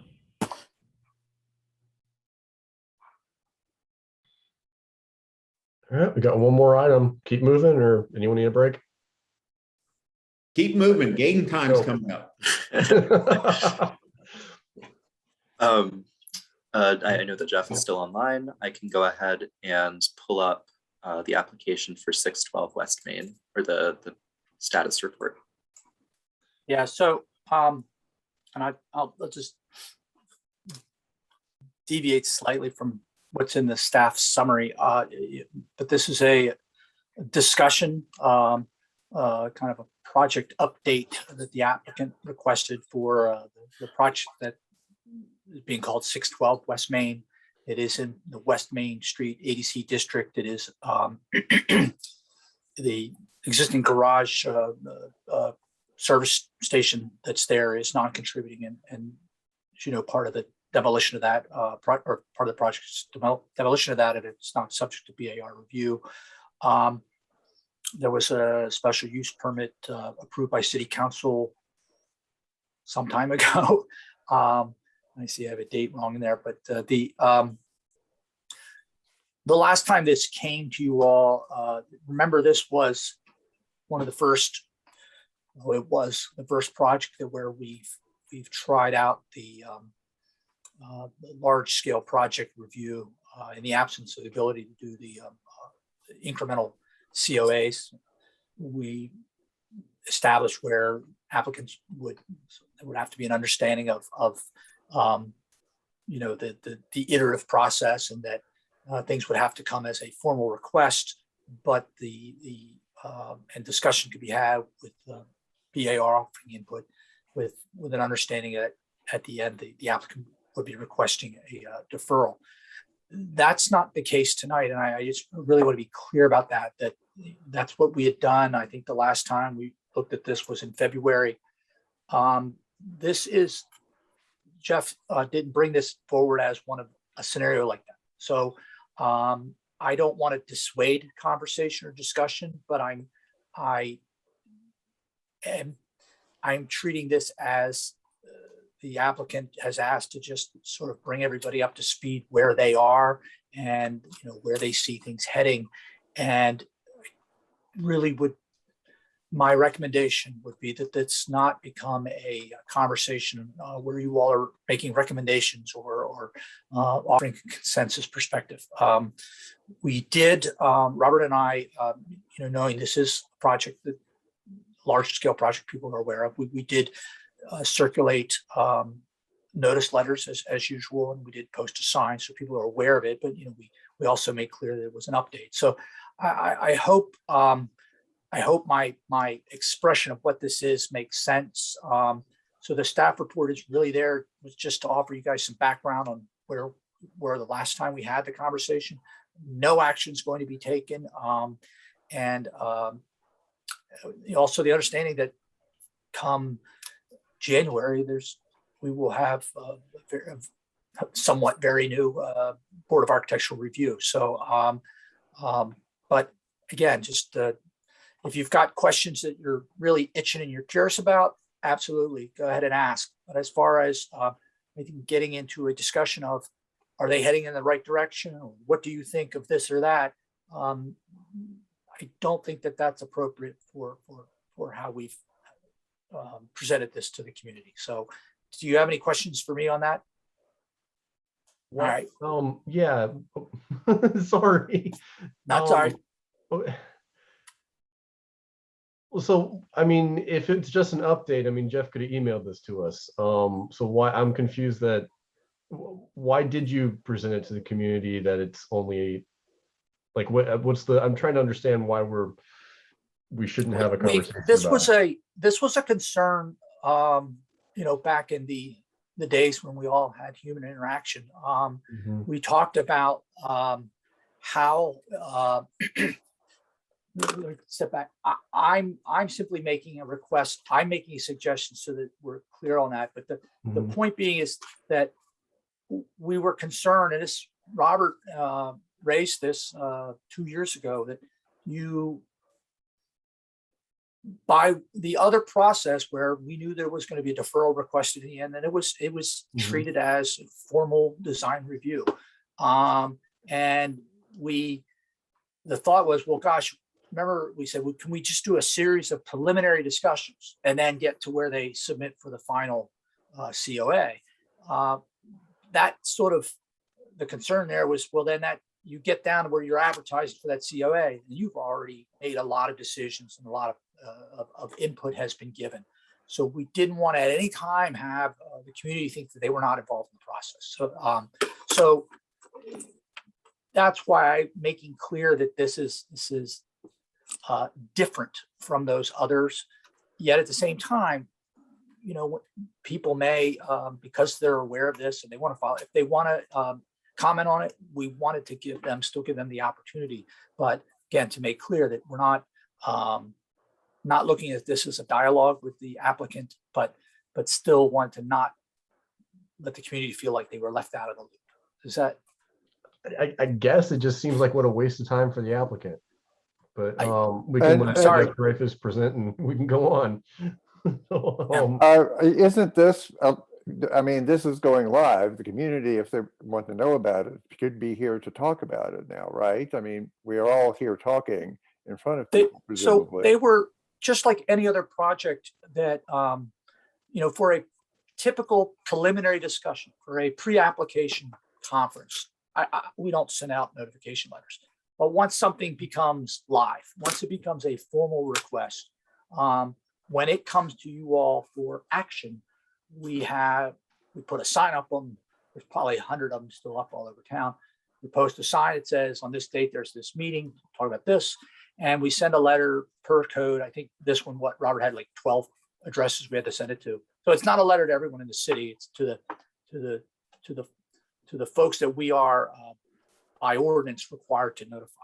So we just, out of just an abundance of caution, just wanted to not let anybody think that there was a review occurring and they weren't notified of it. But I'm letting you now, you know, verbally, the distinction between what this is as an update and how we would normally treat something that comes with BAR. And I'm sorry, it makes perfectly crystal clear sense in my head. I'm sorry I'm not articulating it. Well, why don't we let Jeff talk and tell us what the update is? There you go. Okay, thank you. Robert, if you would also allow Ann Prey, our landscape architect, in, I'll ask Ann to speak in a few minutes as well. Sure. Would she have Whitney Hudson's link, do you think? I don't think so, but you might give that a try. We can. Okay, yeah, I don't see Ann, I only see Whitney in the queue. Yeah. All right. Thank you. Well, I'll dive right in.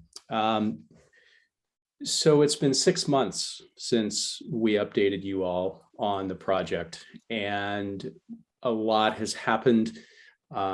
We've signed on with Barton Mallow Construction. We've gotten a lot of good pricing feedback. I don't think any of the changes that we'll talk about, or the development actually that we'll talk about tonight, were greatly affected by that, but it took us offline for a few months while we made that change and were clear about where we stood from a budget and schedule standpoint.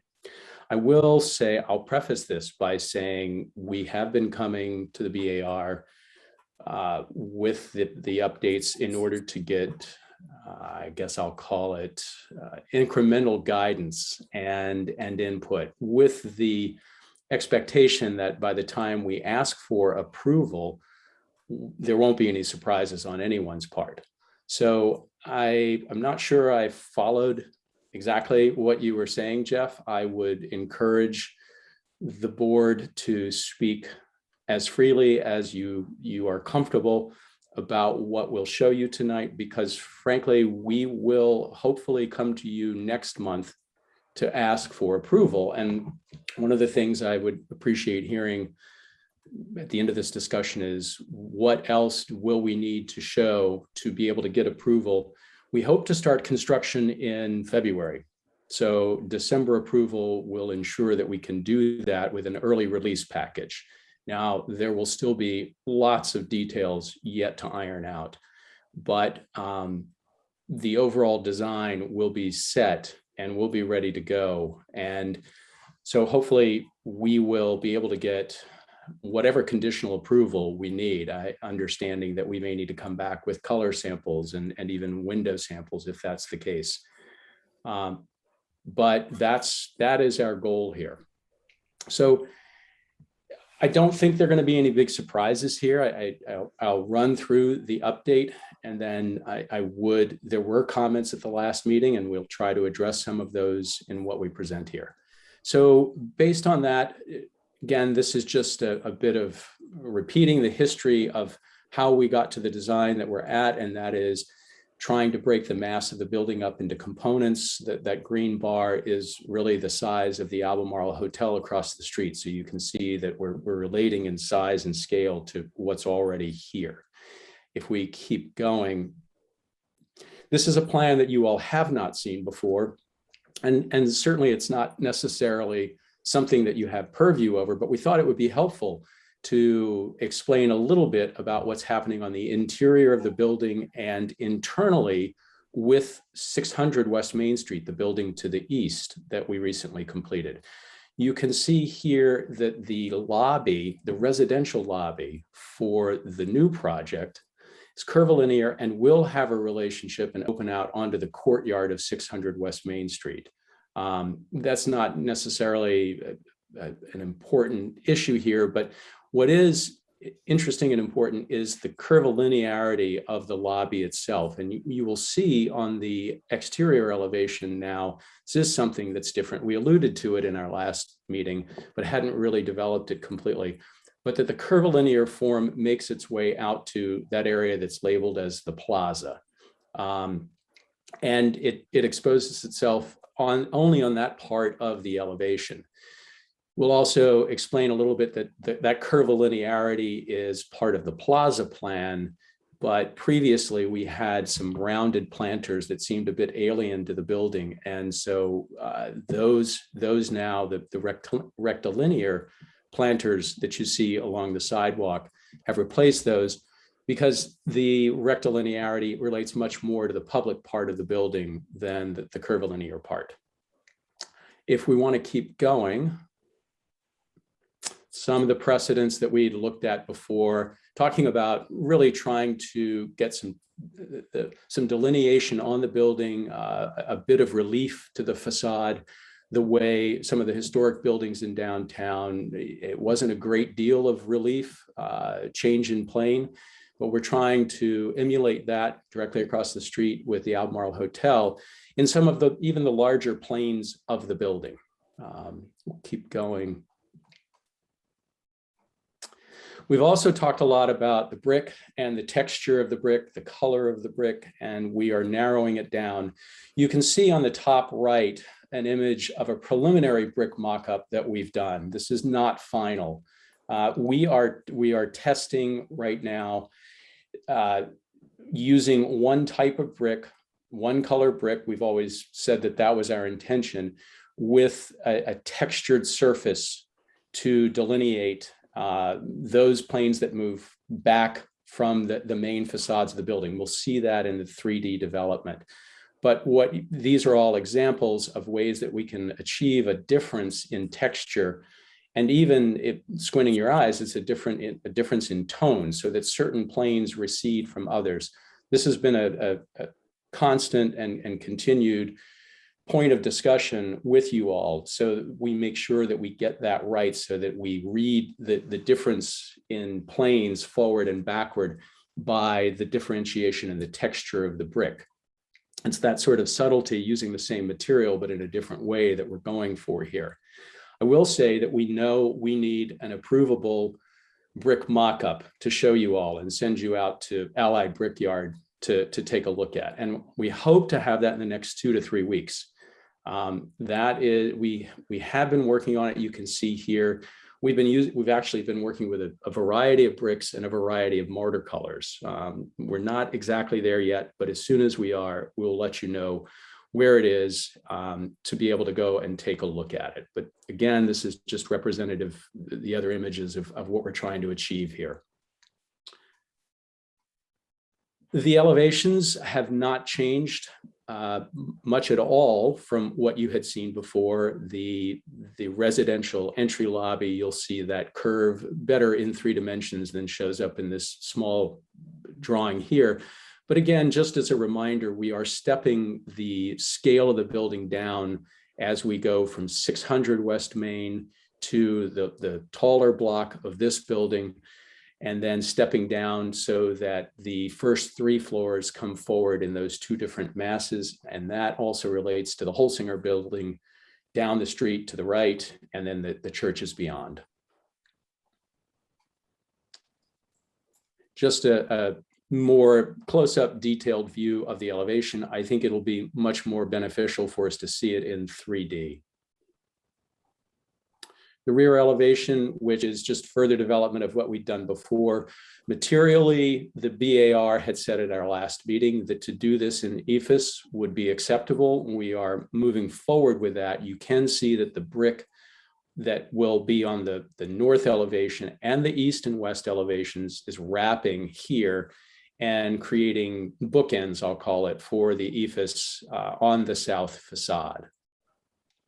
The differentiation you see, you'll see it in the 3-dimensional views. There is a bit of relief around each of the windows in the material itself, so that it's just not one straightforward mass of EFIS.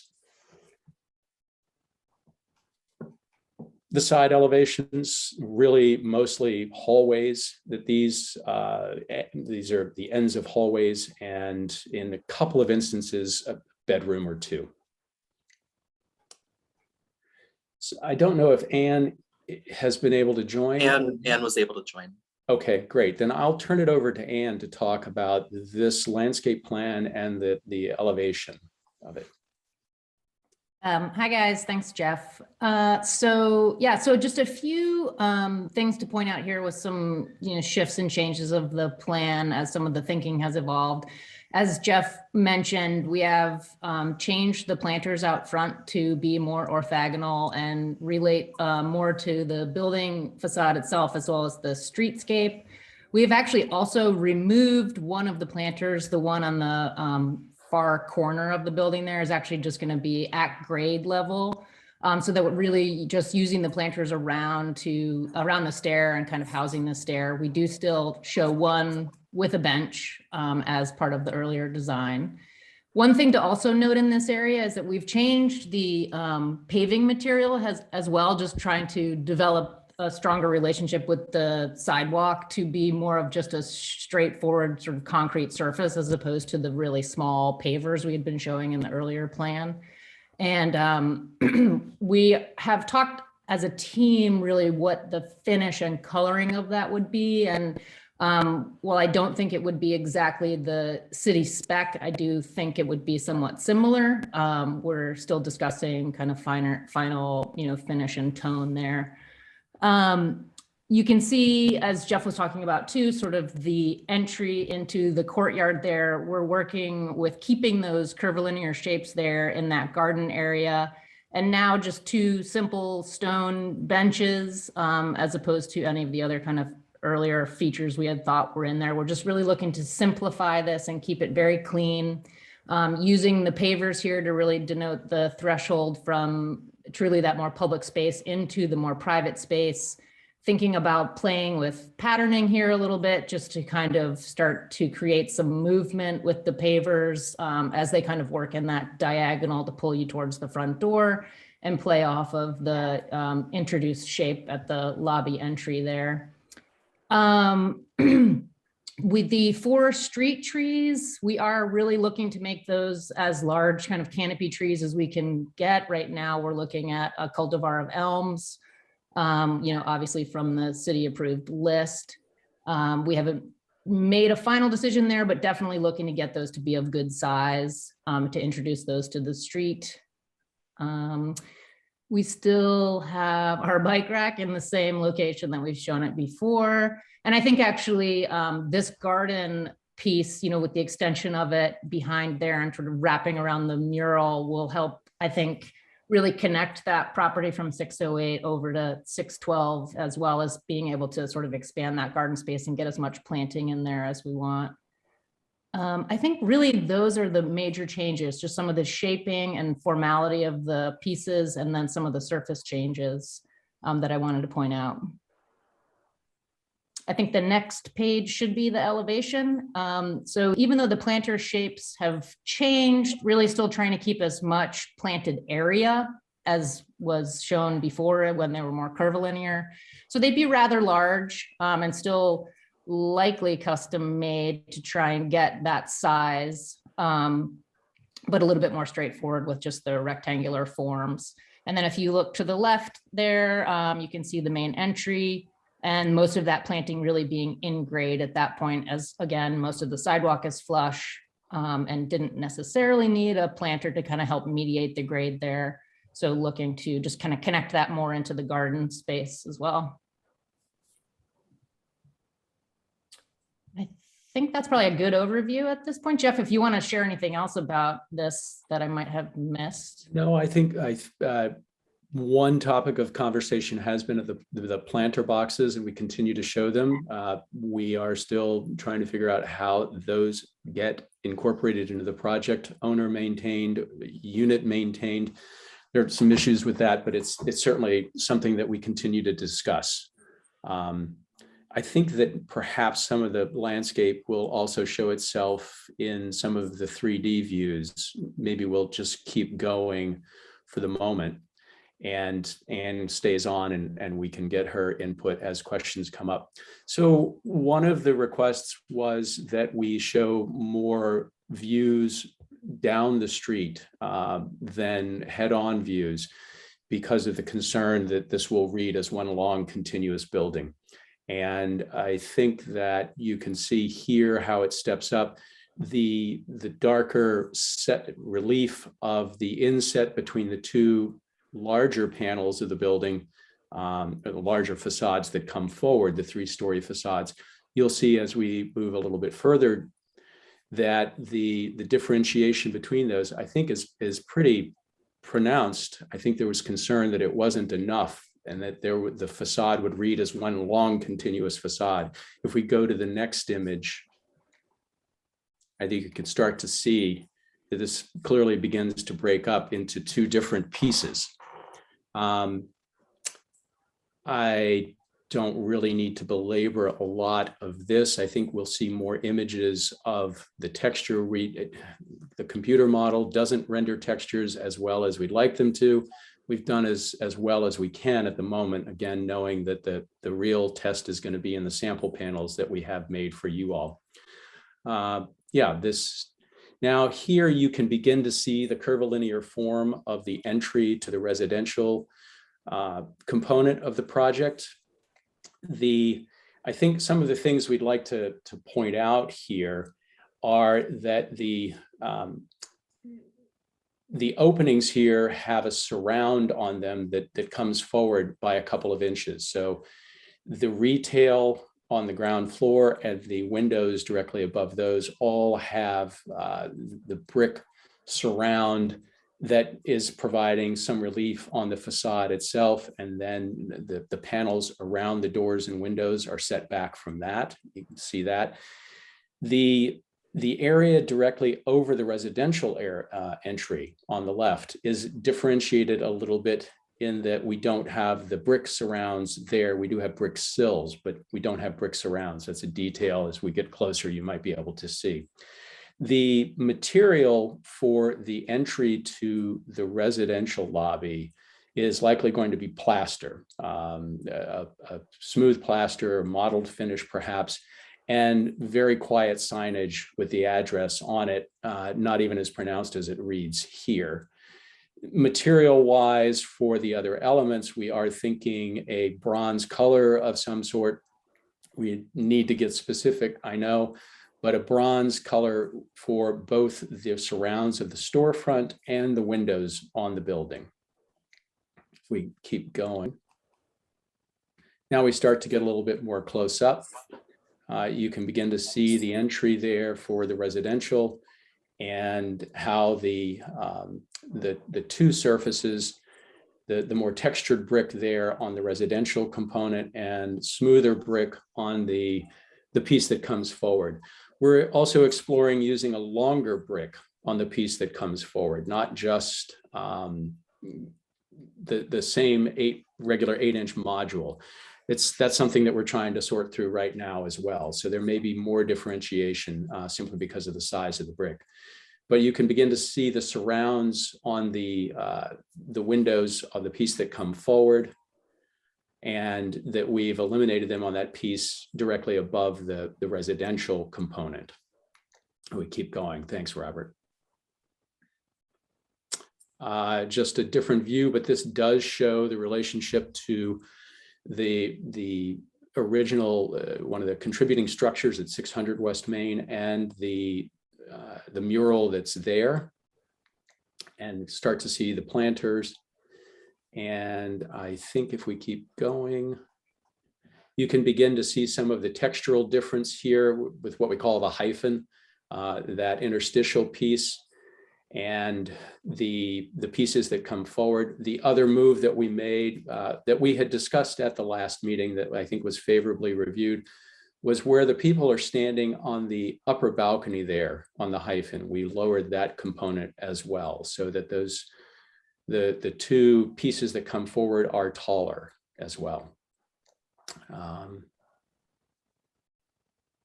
And another view a little bit closer up of the building.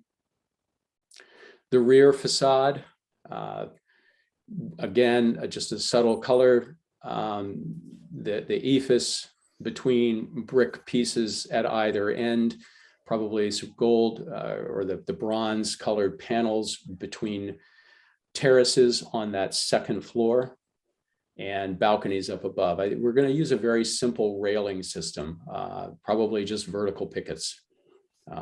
Keep it clean, keep it quiet. And probably the last image there, just a little bit more of a close-up, you can begin to see the reveal around the windows within the ephes, again, so that we get a bit of texture on this wall, and it's not just the back of the building. I think that's the last image, and Ann and I are happy to answer questions. As I said, we'd love your feedback. We really are going to look for approval, ideally next month, in whatever limited fashion we might need to do that. So. Well, since I've only got 2 meetings left, I'm just going to go rogue and we're going to have a discussion. I'm sorry, Jeff. This would just be a complete. It's your. I mean, I'm just saying. I want to be just clear with how we've perceived it, and it's your meeting and it's your call. So that I'm not done. No skin off my whatever. Well, if you get in trouble, you can blame it all on me, because I feel like if Jeff Dreyfus wants to bring this to us for approval next month, it would be really important for us to give him some feedback. So starting with that, are there any questions from the public? Please raise your hand or press *9. I see a raised hand. I see a couple of raised hands. I'll start with Jake Lassen. Mr. Lassen, I will allow you to talk, and then you'll have 3 minutes to speak, and you'll need to unmute yourself. Just a quick question. Are you going to have another time for the public to speak after the members? There'll be, we'll have questions from the board, and then there'll be comments from the public. So if you have a comment about this one, yes, there'll be another time for that. Okay. There's not going to be a general public comment period for anything not on the agenda. Yeah, I understand. Okay. I'll wait for the next round. Thank you. Thank you. Are there any other questions from the public? Please raise your hand. I don't see any. All right, questions from the board.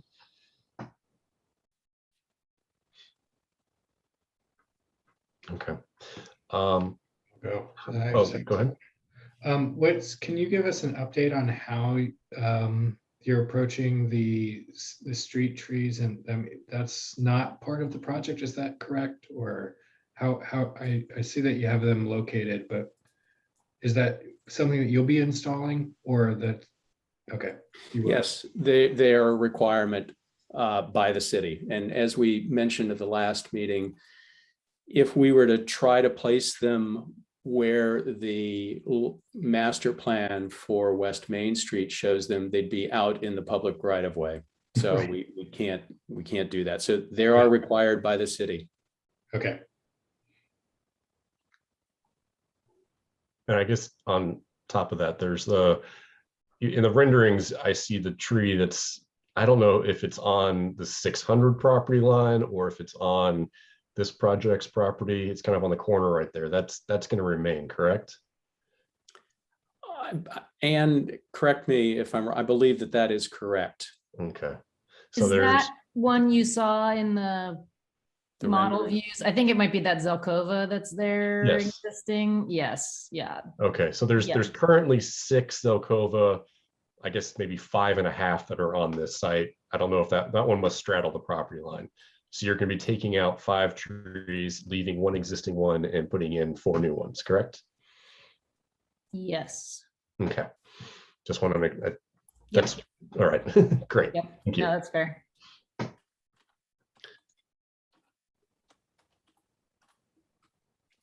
All right. Comments from the public. Please raise your hand or press *9. Again, I see a raised hand from Mr. Lassen. I will allow you to talk again. Thank you.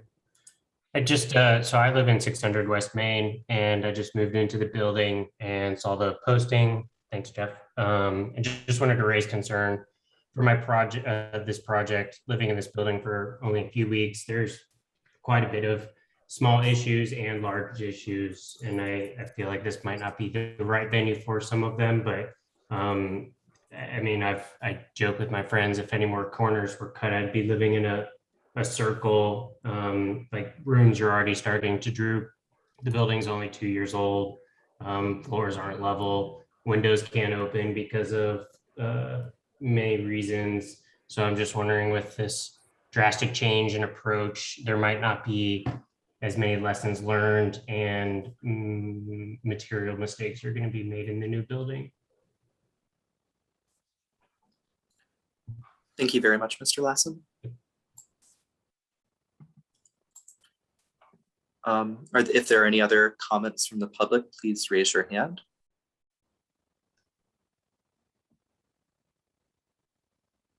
You said there were multiple hands that went up. I see another one from Jeffrey Erkelins. I will allow you to talk, and you'll need to unmute yourself.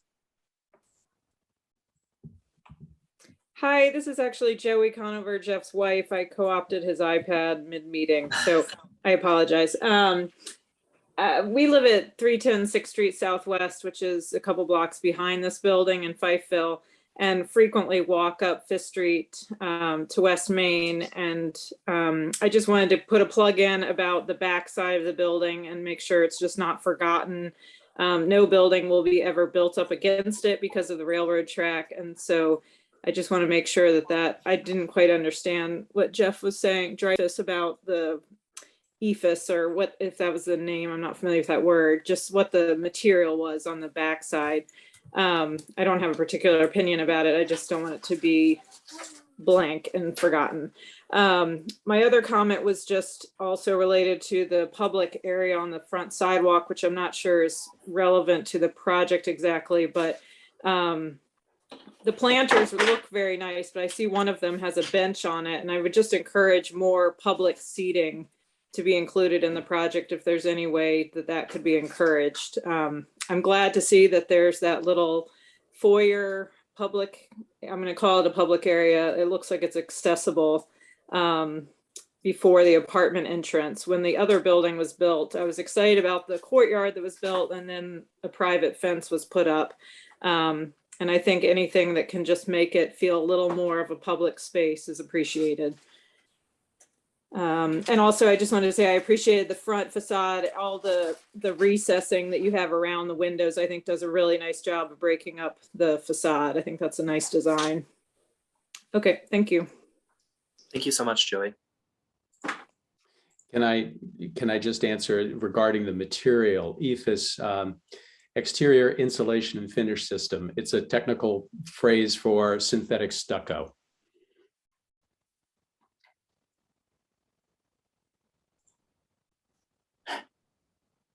More comments, Robert?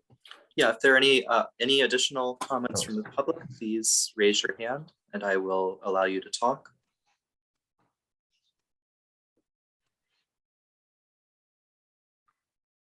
I don't see any additional raised hands. Okay.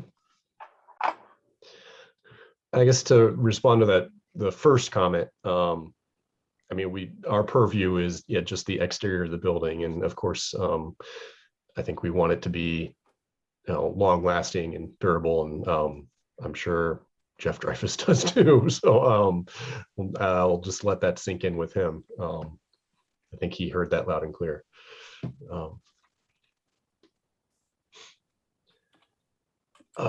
So board, yeah, I guess let's give Jeff some feedback.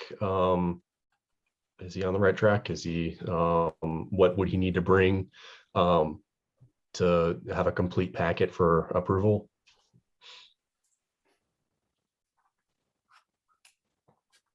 Breck, did I see you raise your hand? Yep. Yeah, I'll just make a couple of comments. I still think that, this building, one of the biggest things is getting this brick right. And I know that you guys know that too. I'm looking at the images again. I think I do like the approach with using the texture. I think that could be really fun, and as a way to break it up. I still think there could be more color differentiation in the hyphens than if it's intended to be the same brick, which it looks like it is. But I think the main thing that I'm concerned about is looking at the image of the preliminary brick mock-up on page 4, is that the brick that's selected there is really uniform, extremely uniform and cold, and I feel like it looks pretty institutional, maybe a concrete brick. And I'm just very concerned about what this times the entire facade starts to look like. It's going to be very bright, very plain, and it doesn't have the same kind of modeling and life that the other examples that you share. Joe, even the model, even the digital model, it shows a lot of subtle modeling and color variation within the brick, which I'm afraid we're not going to get based on that mock-up. So I would certainly encourage investigating, if that's the brick, some a mixture of some subtle tonal variation. I'm just concerned this is going to be very bright white, kind of blinding, and not the effect that you want. If I could jump in, Breck, we felt the same way about the brick, so we are looking at a different brick. Great. That was easy. Excellent. If no one else is jumping in, I made a little list of things that I'd like to see. You've got a lot of thin brick, and I think we've talked about this a little bit. And so I'd like to see an installation detail, or at least an installation cut sheet, something from the product, the manufacturer, for how you, because it looks like you're using that for field brick on the upper levels, as well as using it for the recesses in the windows. Is that correct? Yes, that is correct. Sure. So you may have two different installation methods, and I guess our guidelines, I'm saying this like I remember exactly, but I thought there was something in there about not using thin brick, and the idea behind that, although not written in the guidelines, my understanding was the glue-on brick, that it has a tendency to fall off. So yeah, I think if you're going to use that around the window surrounds, maybe that's the way it happens, almost like it's adhered like tile, but I think we'd want to see something more for where it's used as a field brick. So at least I would. Yep. On your drawings, you said it's EFIS, you labeled it stucco, just label it EFIS so that it's it's on there. Yep. I'd love to see some plan details for the recesses and things, or section details, just something to just give us a dimension. The renderings look fantastic, and I'm sure your computer model is accurate, but it just would be nice to have some sort of, this is actually what it's going to be. It's going to be recessed 2 inches or 4 inches, or it looks like actually quite a bit in some of your renderings.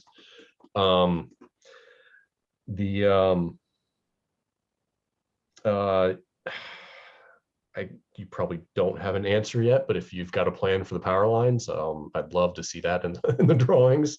If they're going to be there, they're going to be there. If they're not, they're just let us know. If we did talk about this, I think we have to go on the assumption that they will ultimately be there. They will be relocated during construction, as we did at 600 West Main. But we don't really have any control over Dominion Power at this point, and they'll have to be put back where they are. That's the unfortunate reality.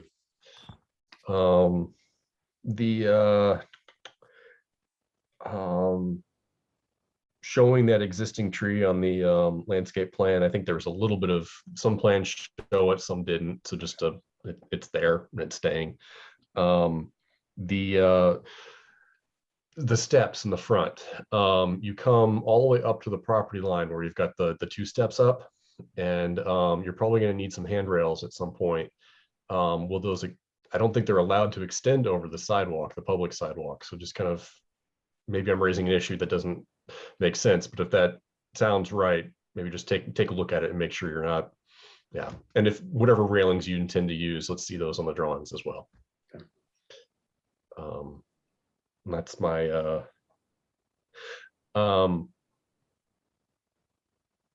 I guess the other thing is, with those trees, you said they're required, said the city requires them. I'm going to suggest that the board put some wording in the motion that really locks them in there. So I guess just be prepared for that. Because I know at this point, I don't fully trust the city with the site plan process. I mean, with 600 West Main, and then with the code building, we've had some site plans that get changed at the very, very last minute, and it would be yeah. So just be prepared for that. That's my list. I think the projects. I think you're moving in a great direction. I'm very, very happy with what I'm seeing. And think it's compatibility with West Main and with the guidelines. I think it's you're doing a good job. Thank you.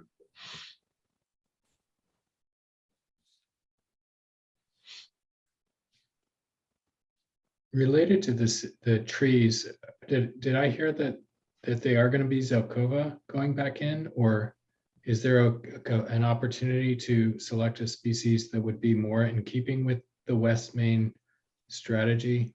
I'm actually really trying to use a elm cultivar instead of using a Zelkova, like actually using a Valley Forge or what's the other one? The Princeton. It's not Princeton. Or yeah, maybe it's Princeton. Yeah, but no, I really want it to be in keeping with a true canopy sized tree that can work on the street still. And I'd like it to have that vase shape because I think it would really open up well against the way the building is too. But yeah, we haven't not finalized that as a team, but that's what I'm looking at. Well, I love that direction, and I don't know what is planned in this area in the street plan, but it might be worth checking. Yeah, I mean, the fact that I think it's actually, I know 4 doesn't sound like a lot, but I actually think it's great opportunity to get 4 trees along Main Street. So like a good size, I think would be awesome. So I'm looking forward to it. So I'm with you, Carl. I'm with you. If you guys, that was just confirming numbers. That was all that I. Totally. No, I get it. What you're going to do is you're going to prepare a very good hole for these trees so that they thrive, right, for many, many years to come. So they'll be better than the 5 Zelkova that we have. Yes. Yep. Although they'll be topped at 20 feet when they reach the power lines. I know. Jeff's going to take care of that, right? Jeff will take care of that. Yeah. Yeah, I'll come out and trim them myself.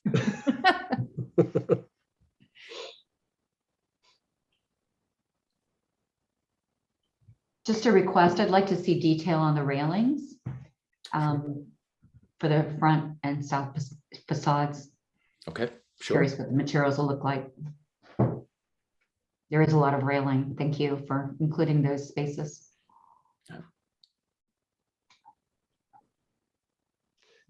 So if you guys are doing an expedited sort of construction schedule where you start construction before the drawings are done, does that mean that you will have a site plan that's done fairly soon? Yes, we will have, we hope to have an approved final site plan in early January. We are, we're moving ahead under that assumption. And it's been a very slow process with the city. Very slow, but that is the plan. We will start footings and foundations digging as soon as we can after that. So as I said, we won't have completed final everything, construction documents down to the nth until probably sometime in early April. So we've got the opportunity to make adjustments if we need to, things like colors and all of those sorts of things as we move forward, but that's the plan. I'm just wondering, when you bring this in for final approval from us, do you think you might have some concept where the fire hydrants and water lines and anything that sure, we've got might end up? Yes. yeah, we can show you all of that. Okay. It is on the plans. It's all pretty clear and pretty finalized. It's just a matter of inching its way through the city process right now. So if you like, we can include as part of that next submission, the site plan as it currently stands. Okay, that would be great. And Yep. again, I'm just worried about the trees again. Sorry, but Yep. yeah, it would be good to know where all that stuff is going if you have Yeah. that. Yeah.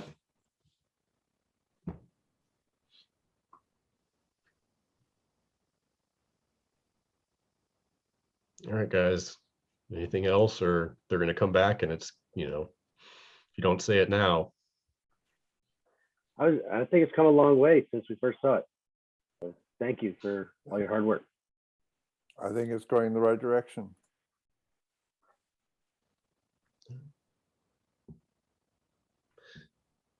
So no motion is needed because this wasn't, this was just a discussion. Do you guys have questions for us? At the moment, I'm good. We need some good brick panels. That's what we need. That's clear, and some details. I guess just occurred to me since Tim isn't here. However you plan to light this, that would be good to know. It's going to be very, very subtle. And we may not have a final lighting plan for that submission, and hopefully it's something that we could come back to you with in the future. All right. Talk to Jeff Warner about that. Okay. Okay. Well, I don't want to have anybody sit here any longer than they have to. We've received the feedback and we thank you. We appreciate it. We will look forward to coming back and getting approval and getting this underway sooner than later. So. Yep. Thanks, guys. Thank you all for your time. Thanks. Appreciate it. Thank you. All right. All right.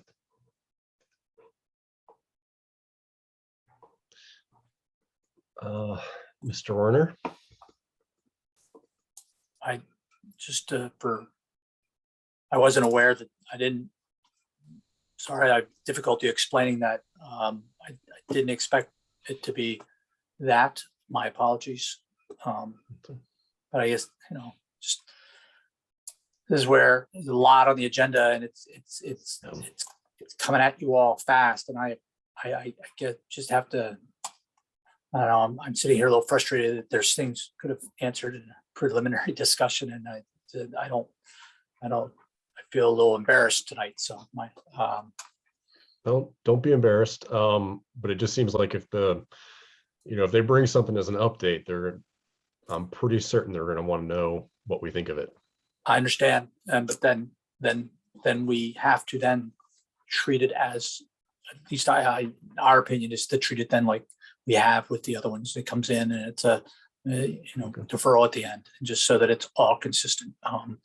It's we're I don't want to say we're making our new rules, but we're establishing how we're going to do things going forward. And I just want to make sure when I have new people up the ladder above me saying, well, how do you do this? I want to be able to at least say right or wrong, we've done it the same.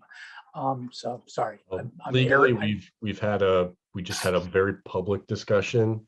Anybody can see it, hear it, and it was advertised. So that's fine. And that's and I guess apologies to Jody, because I know there were some questions he had and I guess I got it wrong. But so quickly, I don't want to believe it. I really don't.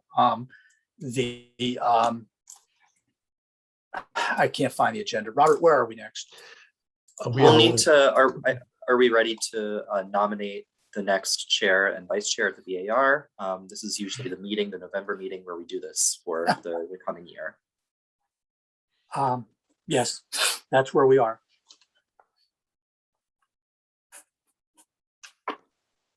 I nominate Breck as chair, and Sherry, you said you'd be okay being vice chair. Do I remember that correctly?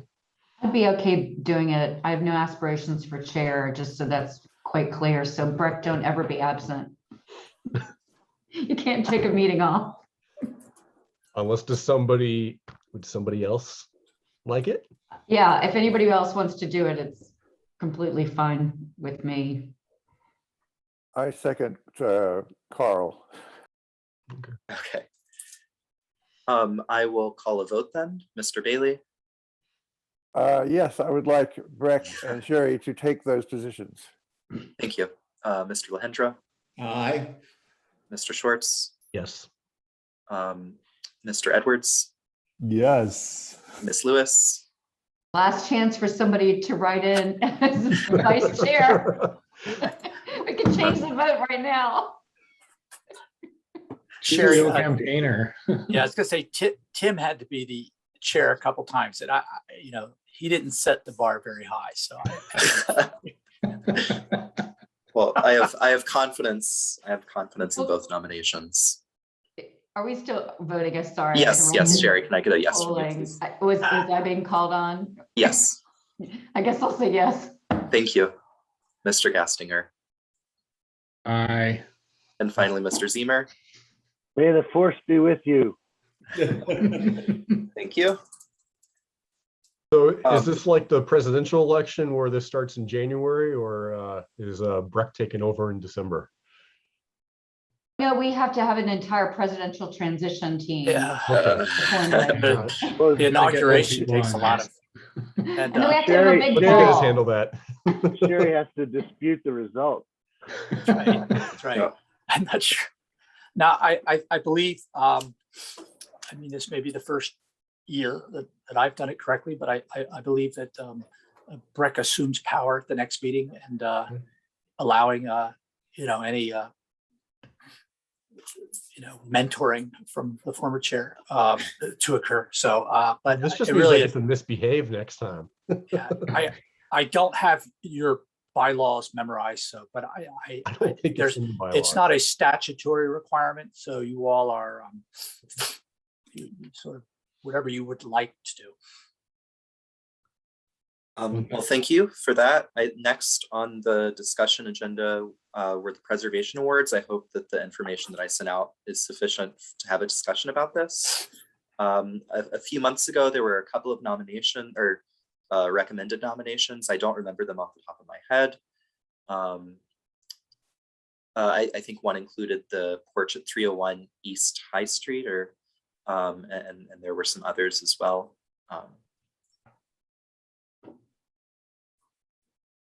So there's one I remembered that I actually went to my emails and searched the word wow, and it was 743 Park Street, where they removed the siding and found the original Victorian trim and siding and whatnot. I don't know where they are in that renovation now. Like, I don't know if they're not finished enough for it to be an award, but I feel like that would be a candidate either this year or next. I think we can do that one. Okay. The crazy colored.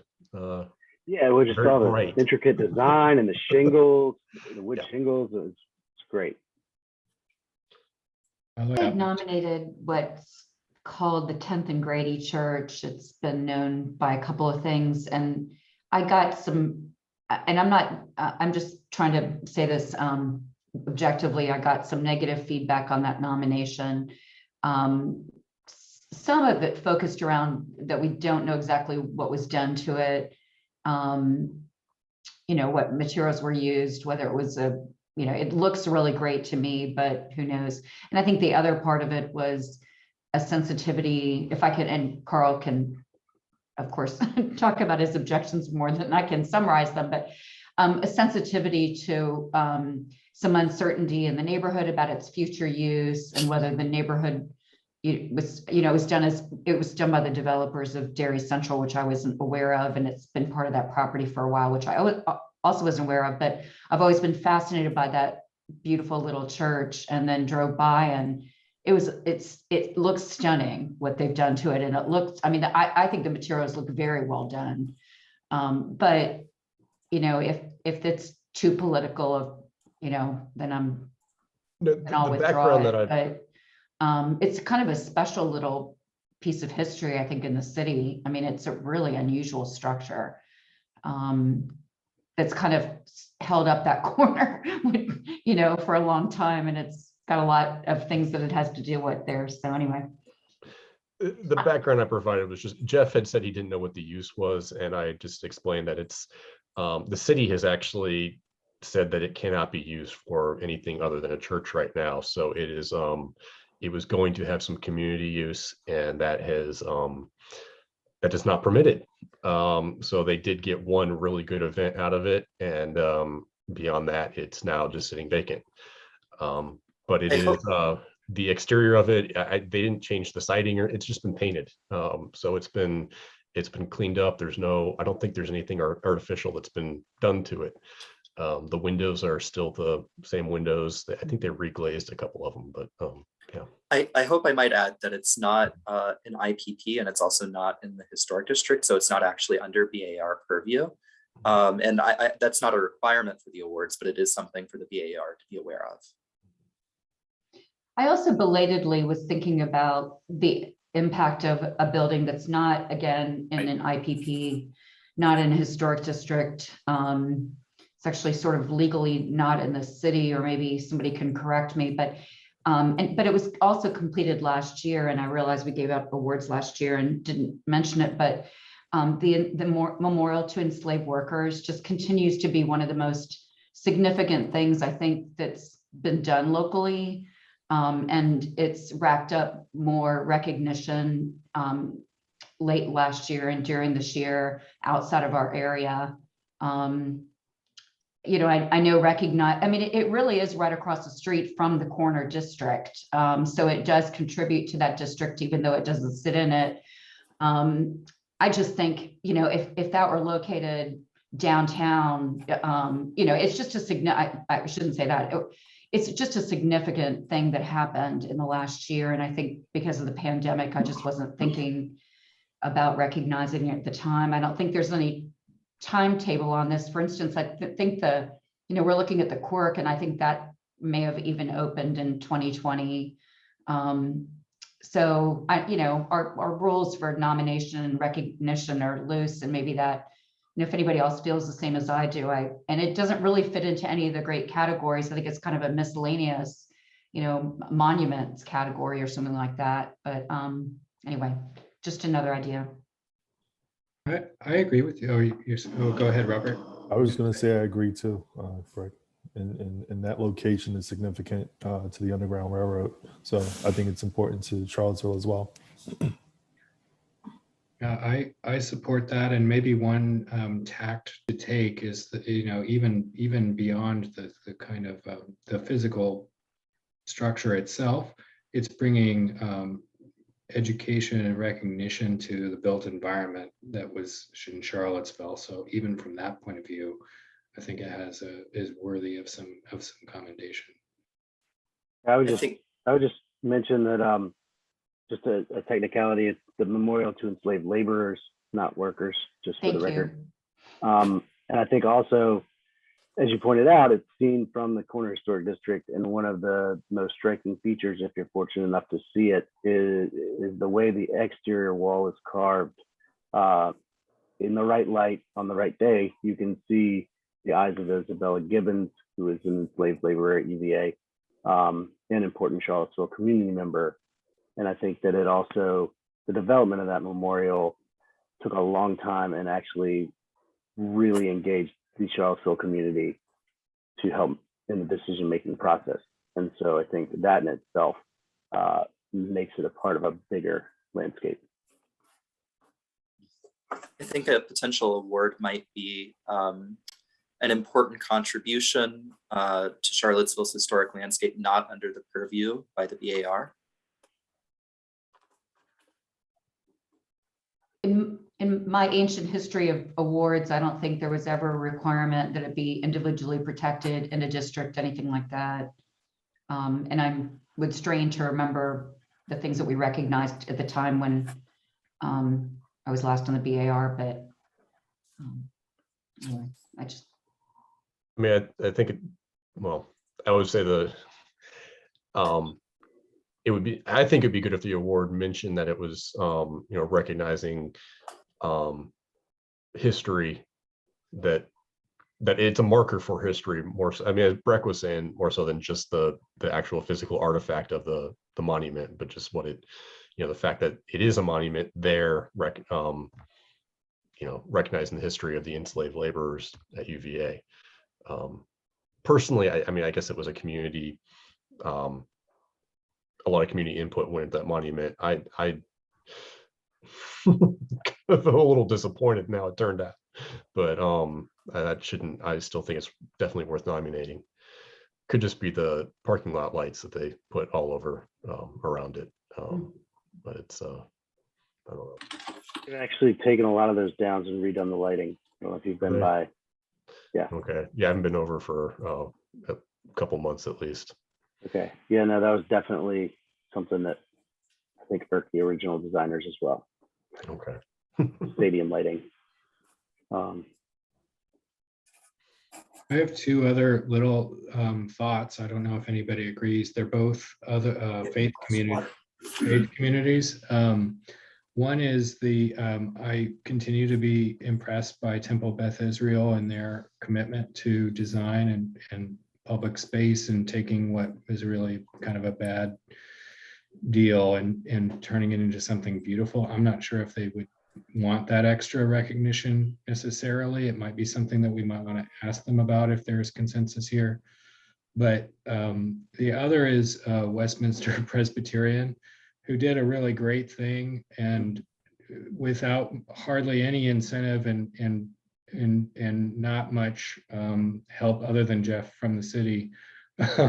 They had to jump through a lot of hoops to do the right thing, and it was kind of amazing that they followed through with it. That one started my first Tuesday working for the city, standing over there and talking to those folks, and then hearing that, well, the wall isn't even on their property, but they're willing to fix it, and that the option is for the city to put it back the way the city puts things back. So it was kind of I just went feet first, and thanks, Breck, for raising that, because when I drive by it, it's like it just looks, it fits. I mean, and it just really I hope all of you have driven by and seen it, because what it looked like, I think, most of our lives, thinking, when's that thing going to fall over? But it really is fantastic, and it is an example of where we have elements within the city right of way that we need to determine how to protect them. Over near Jody's neighborhood, there was a concrete bench. Was I'm not exactly sure what happened, but just one of these elements. And again, I'm not sorry, I'm digressing from the award discussion, but just a comment on how difficult that wall project was, how long it took, and the willingness of the folks at that congregation to do the right thing. It's just a feel-good story that I turn to sometimes when I need it. Someone making a running list of all these. Thank you. Thank you, Robert. And with a thumb. I mean, Sherry, with bringing up the 10th and Grady Church, got my wheels spinning a little bit with, and I, of course, didn't follow through on that. But I mean, yeah, if we see houses, in neighborhoods that are rapidly changing, that have been taken well care of and preserved, I think it's definitely worth recognizing them. I think Jeremy Kaplan in 10th and Page has already gotten an award from us, or from the Historic Resource Committee. But some of his buildings or his houses that he's renovated and preserved, he's done a really good job on that. There's one, on West Street that I always walk by, that's on the 700 block of West Street, and it's I can get the address. There's some gems buried back there, Carl, that I don't think 90% of the people in the city know are there. And what a beautiful street. So I don't know if that's worth thinking about, maybe if not for this year, for next year. trying to keep a list of people that are not required to preserve their houses, but do so. So I'm hoping that Jeff Dreyfus's international style house in Lewis Mountain neighborhood has gotten an award in the past for the work that they've done on that and the addition. Oh, we can check. I'm not aware of an award. Okay. I mean, it's fabulous, and it's an incredible landmark. Again, this is an opportunity to, every year recognize what the BAR wishes to recognize. There's nothing, it's not statutory. I did find in a cabinet at work these heavy little index card size plaques, remarkably heavy. Board of Architectural Review Preservation Award, so someone can bolt it on their house. But Rick. I think the malleable, something suitable for framing is a little bit nicer to be able to characterize it. I mean, I do like what you're saying about, the guy that doesn't have, or the person that doesn't have to do it, did it. Not everybody is, wealthy in this town. And one of the concerns I have is that we have a lot of historic properties where people simply can't afford it. I think I expressed that a couple of weeks ago when I was talking about just what it takes, what I can't do at my house. And I anything we could do to encourage people to the ordinary guy can do it. And so I think recognizing that's great, and we should look further. You all are charged with historic preservation kind of throughout the city. I mean, it's not your job, so to speak, but it's your advisory capacity to city council. And historic preservation is your purview. You're part of what having a BAR and having design review is part of what gives us the certified local government status. So your role is it's interesting. I had to explain it to the Historic Resources Committee that they're really just sort of, you're not just a committee, you're not just a work group. You have responsibilities and authorities. And so, but I think, let's look far and wide. There's a lot going on in the city. I think the city needs it right now. So we don't usually have a set, we haven't kept a set schedule for these nominations. I think if you wanted to, there's no reason you wouldn't be able to nominate properties tonight.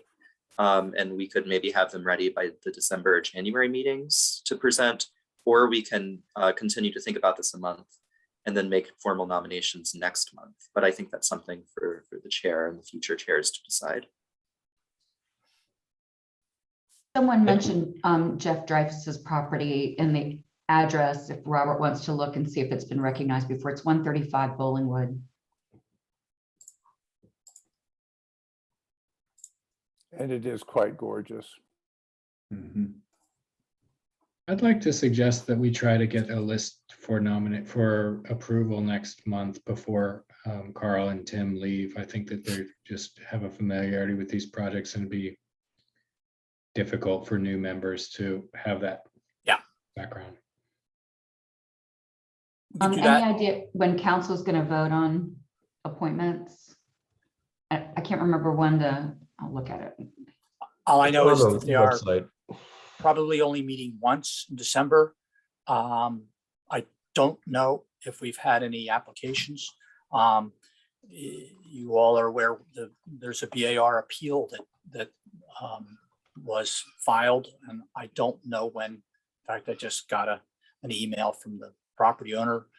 I don't know when.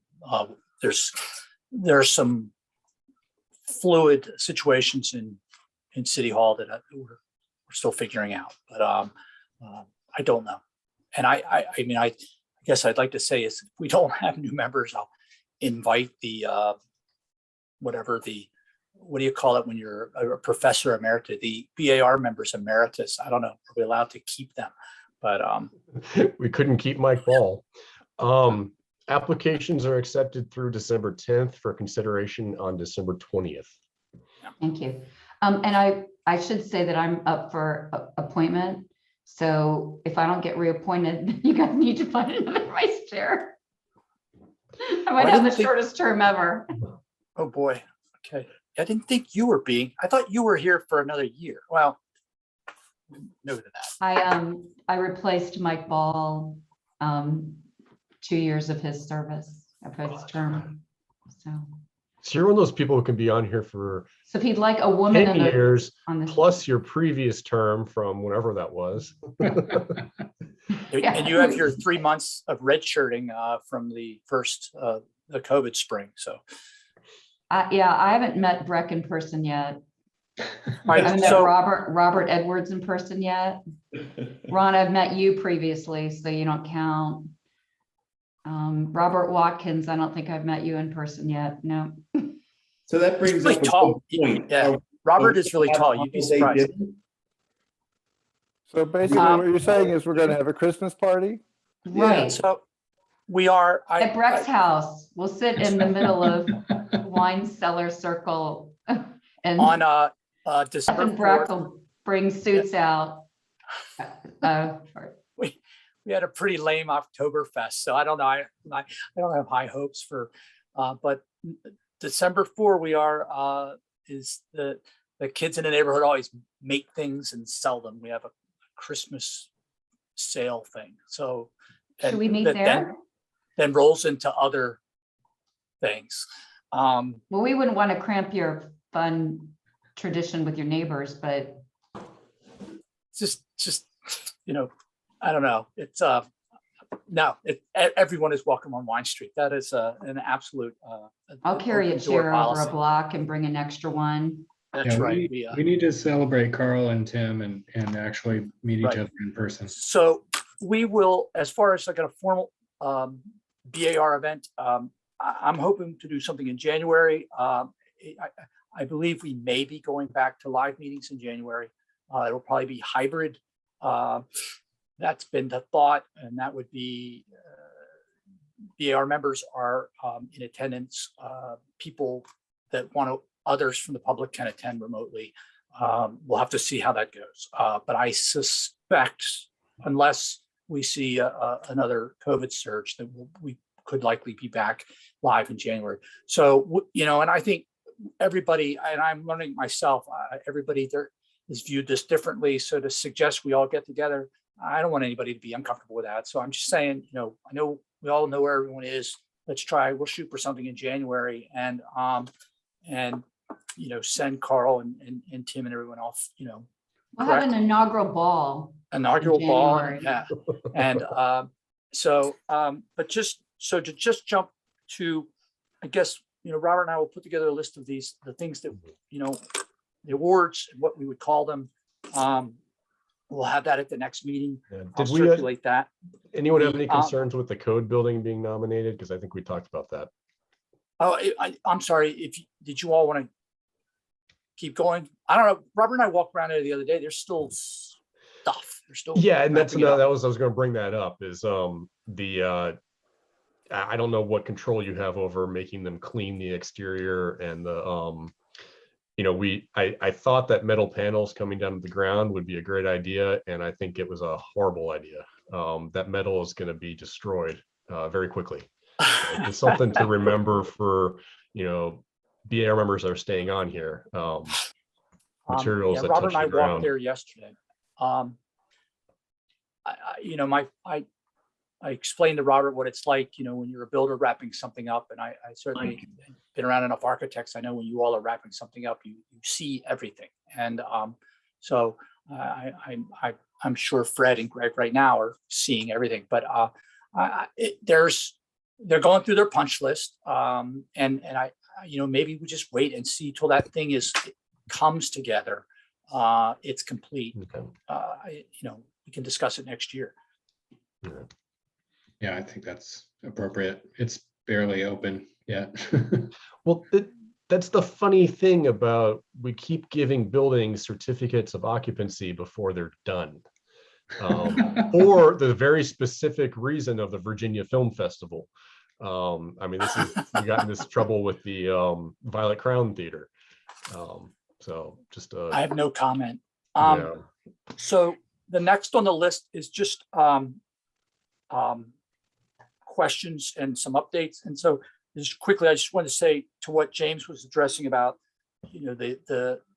he said the bigger landscape, that's going on with what university's doing with what it's done and continues to do. You mentioned Isabel Gibbons, and Isabel Gibbons was married to Ned Gibbons, and Ned Gibbons was enslaved at Penn Park. And we have every reason to believe that his mother is in one of the unmarked graves outside the Craven section. So the connections are extraordinary. And I last Friday spoke to a church group that has been looking into these things, and they asked to go out, and Tom Chapman with the Historical Society went out. It was very moving way I introduced the site to them was we walked around the cemetery and the family sections, and then we walked around the other side so that they could see, now here you are on the back side, opposite the entrances, outside the wall. But even people in that group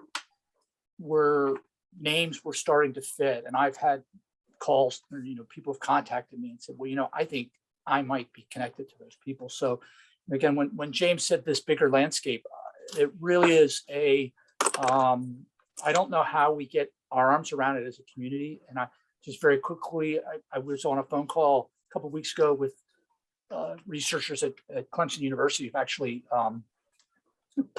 they've got a database of 6,000 or 7,000 individuals enslaved there. Obviously my connection to Clemson, but it's a huge plantation and thousands of people. And so they've begin just this software that they're able to, the fragments that they have that begin to assemble, this seems to fit with this person. And and to do something like that here, would really take, and I've said it in meetings, it would take the university it would take something institutional to do that. And, we're looking at it with the Historical Society, something to do with Penn Park, and try to piece together what we know. But really, until you have to piece it all together. And when you realize the connection of folks enslaved at Penn Park to, the Gibbons family and Isabel Gibbons, and it just, we have to look at this larger. And I'll say that I'm amazed at what the amount of documentary information that's out there that allows these things to come together. I feel like I'm in, what's the guy that does the Robert Louis Gates, it's just every day. It's like I'm getting something and saying, oh, here's a connection. And I wish you all could see that part of, what we're involved in, but it's really pretty cool. So I don't know, I just wanted to add that note. Again, James, it's just that bigger landscape. I don't think, people realize how connected this community is, and through sort of a time that we don't talk about enough. So the second thing I wanted to, there is a historic conservation district will probably be a recommendation or a request for the city to initiate a historic conservation district. This is a very small 6 property district associated with Reverend Charles Brown, the church there, 12th and Rosser, and the cinder block. There's 5 cinder block homes next to it that he constructed. And we know that there's a lot more throughout the city, but this is an effort by his children. And I think nieces and nephews and the family are very involved in at least trying to recognize this as an example of his incredible work. So that will probably be coming to the Planning Commission in December with a recommendation, hopefully that the BAR evaluated and make a recommendation on it. I wanted to tell, I don't know, I wrote to 108 Clark Court. I was going to send something to Jody and James. I know that's over by the university, but we have a demolition request for a really neat old building over there, but there's no, it's just one of these examples of when you see the survey and go, wow, what a cool building. And it's not the one, Jody, with that special use permit. This is a different structure, but definitely something that if you know any students that want to do a survey of a property before it's lost, that's a good one. And then, but I wanted to ask for you all to, and is Elizabeth still on the call? I feel bad. It appears that she's on, but it doesn't look like. She loves this stuff. This is okay. I can't imagine that she's stayed on since the consent agenda. Wow. Yeah, I was gonna say you're Oh welcome. no. We've kept her up late, but we did approve that one, right? On the Yes, consent we agenda? approved. Yeah. Yes, 1804 Chesapeake. I was just drawn into the Okay. fun of this. Are you Yeah, going to so I do apply, want- Liz? Pardon? Are you going to apply to be on the BAR? I don't know. I have to think about it. But I just want to share with you, my husband has COVID and he got it this weekend. So don't think that it's over. No. I don't know No. if we were dropping our guard. He always wears a mask wherever he goes, and he works at UVA. He wears a mask, but maybe they're not hand sanitizing enough. He's not horribly sick because he's had two, he had the vaccines, but it's just, he's sick. It's like he has the flu. I'm sorry. Yes. I might apply. I am thinking about it. Please apply. We need females on this board. Yes. I know, So- but I don't know if I'm We need some estrogen. I don't know if I have the right makeup. Carl knows what my like. I think you'd be This just is fine, as Liz. I think you'd be this great. is as We're as This is Randy a like- group as it gets. This is still being recorded, so I'm not going to say anything. That's more. right. That's right. Oh, we do anyway. So I just quickly, Robert and I are moving forward, things are continuing to move forward with the cultural landscape, at least initial phase of the study of the downtown mall. I've met with Beth Meyer last week and got some great input. She and I walked the mall, and she pointed out some things that I had never noticed, and they made me cry. And then I pointed out some things she never noticed, and I made her cry. So it was an interesting afternoon. But I after that came back and I sent a note to Breck, and this is not a request, but an invitation, a plea to all of you. And we have a situation on the downtown mall that Robert, I don't know if you can just pull those slides up real quick. I want to share some things, and I while he's doing that, what we could use, what I need, what the BAR needs. We have a lot going on in the mall that, it's been occurring. And what I get asked all the time is, well, is this acceptable? Is this acceptable? And, I don't have the things memorized, but we've got pots all over the mall that are not, I can't answer that one. We do know what we're supposed to have relative to those things. So go ahead, Robert,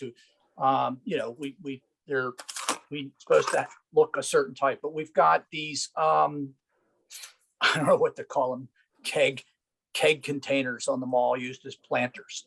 We have these plastic trellises. We have trellises with planters that look fine, and then here you can see, for example, let me hold up, Robert, take a step back.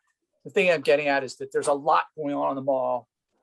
And there's a lot that's not covered by our guidelines, but I know we weren't able to review all of them, but I could use the input of all of you, and particularly those of you who've been on the BAR a while, is just to take a walk down the mall.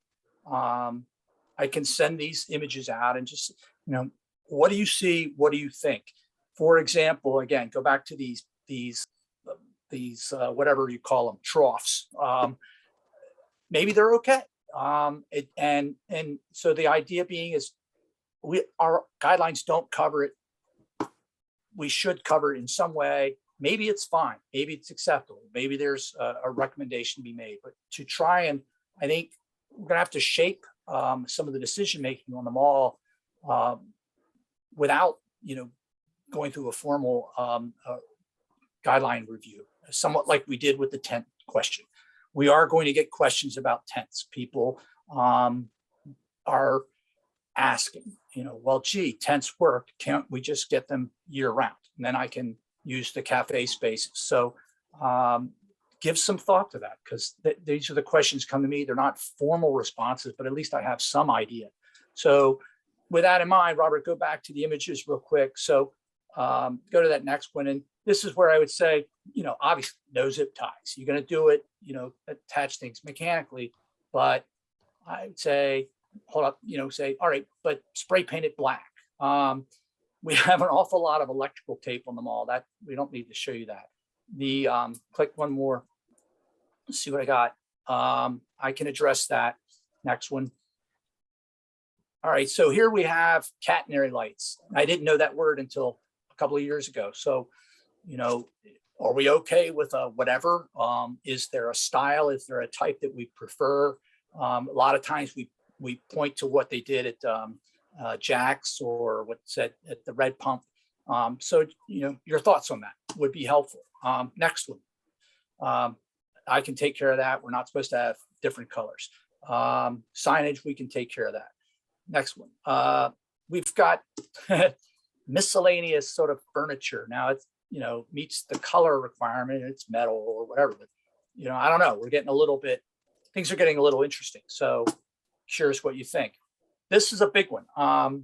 We've got these barrels, and by the way, I noticed that we have them at Dairy Central, and they put them in fine, but then they get signs on them, and so we have to address the signage issue. But it's one of those, when you start looking for stuff on the mall, you see a lot, and I could use the feedback from you all.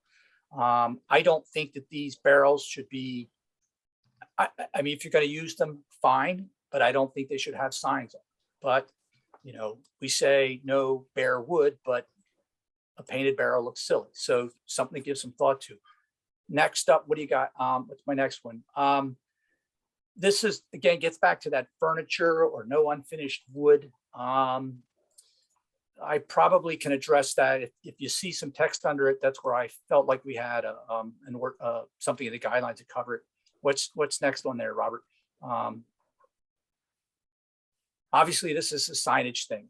We've seen a lot of just these handmade signs. We've even seen election signs. We can cover that with the signing regs, but curious what you all think. Next, what else do I have? Signage, we can talk. Well, so we have the signage. We have the sandwich board signs. We have some standards for that. They're a little loose. Maybe they could be, maybe they're tightened up a little bit. Maybe, now looking at all the examples we have, maybe there's another way to look at that. So some thoughts on that. By the way, this is the front of York Plaza down there on the bottom right. And I remember when they changed those doors, and there was the debate about, going from those dark wood doors. But I got to tell you that just so changes that facade, having that white color there. All right, enough. Go to the next one.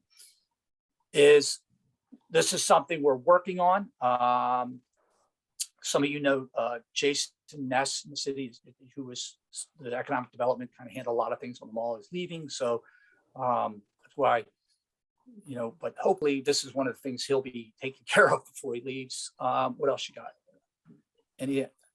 Jeff, I'm sorry, I have to step away for a second. I hope you don't mind. I'll be back. I'm going to go. I'm going to take care of him from here. So the thing is, you see these little details, and sometimes the guidelines just don't address it, or sometimes there's nothing at all, or maybe it's something that needs to be tweaked.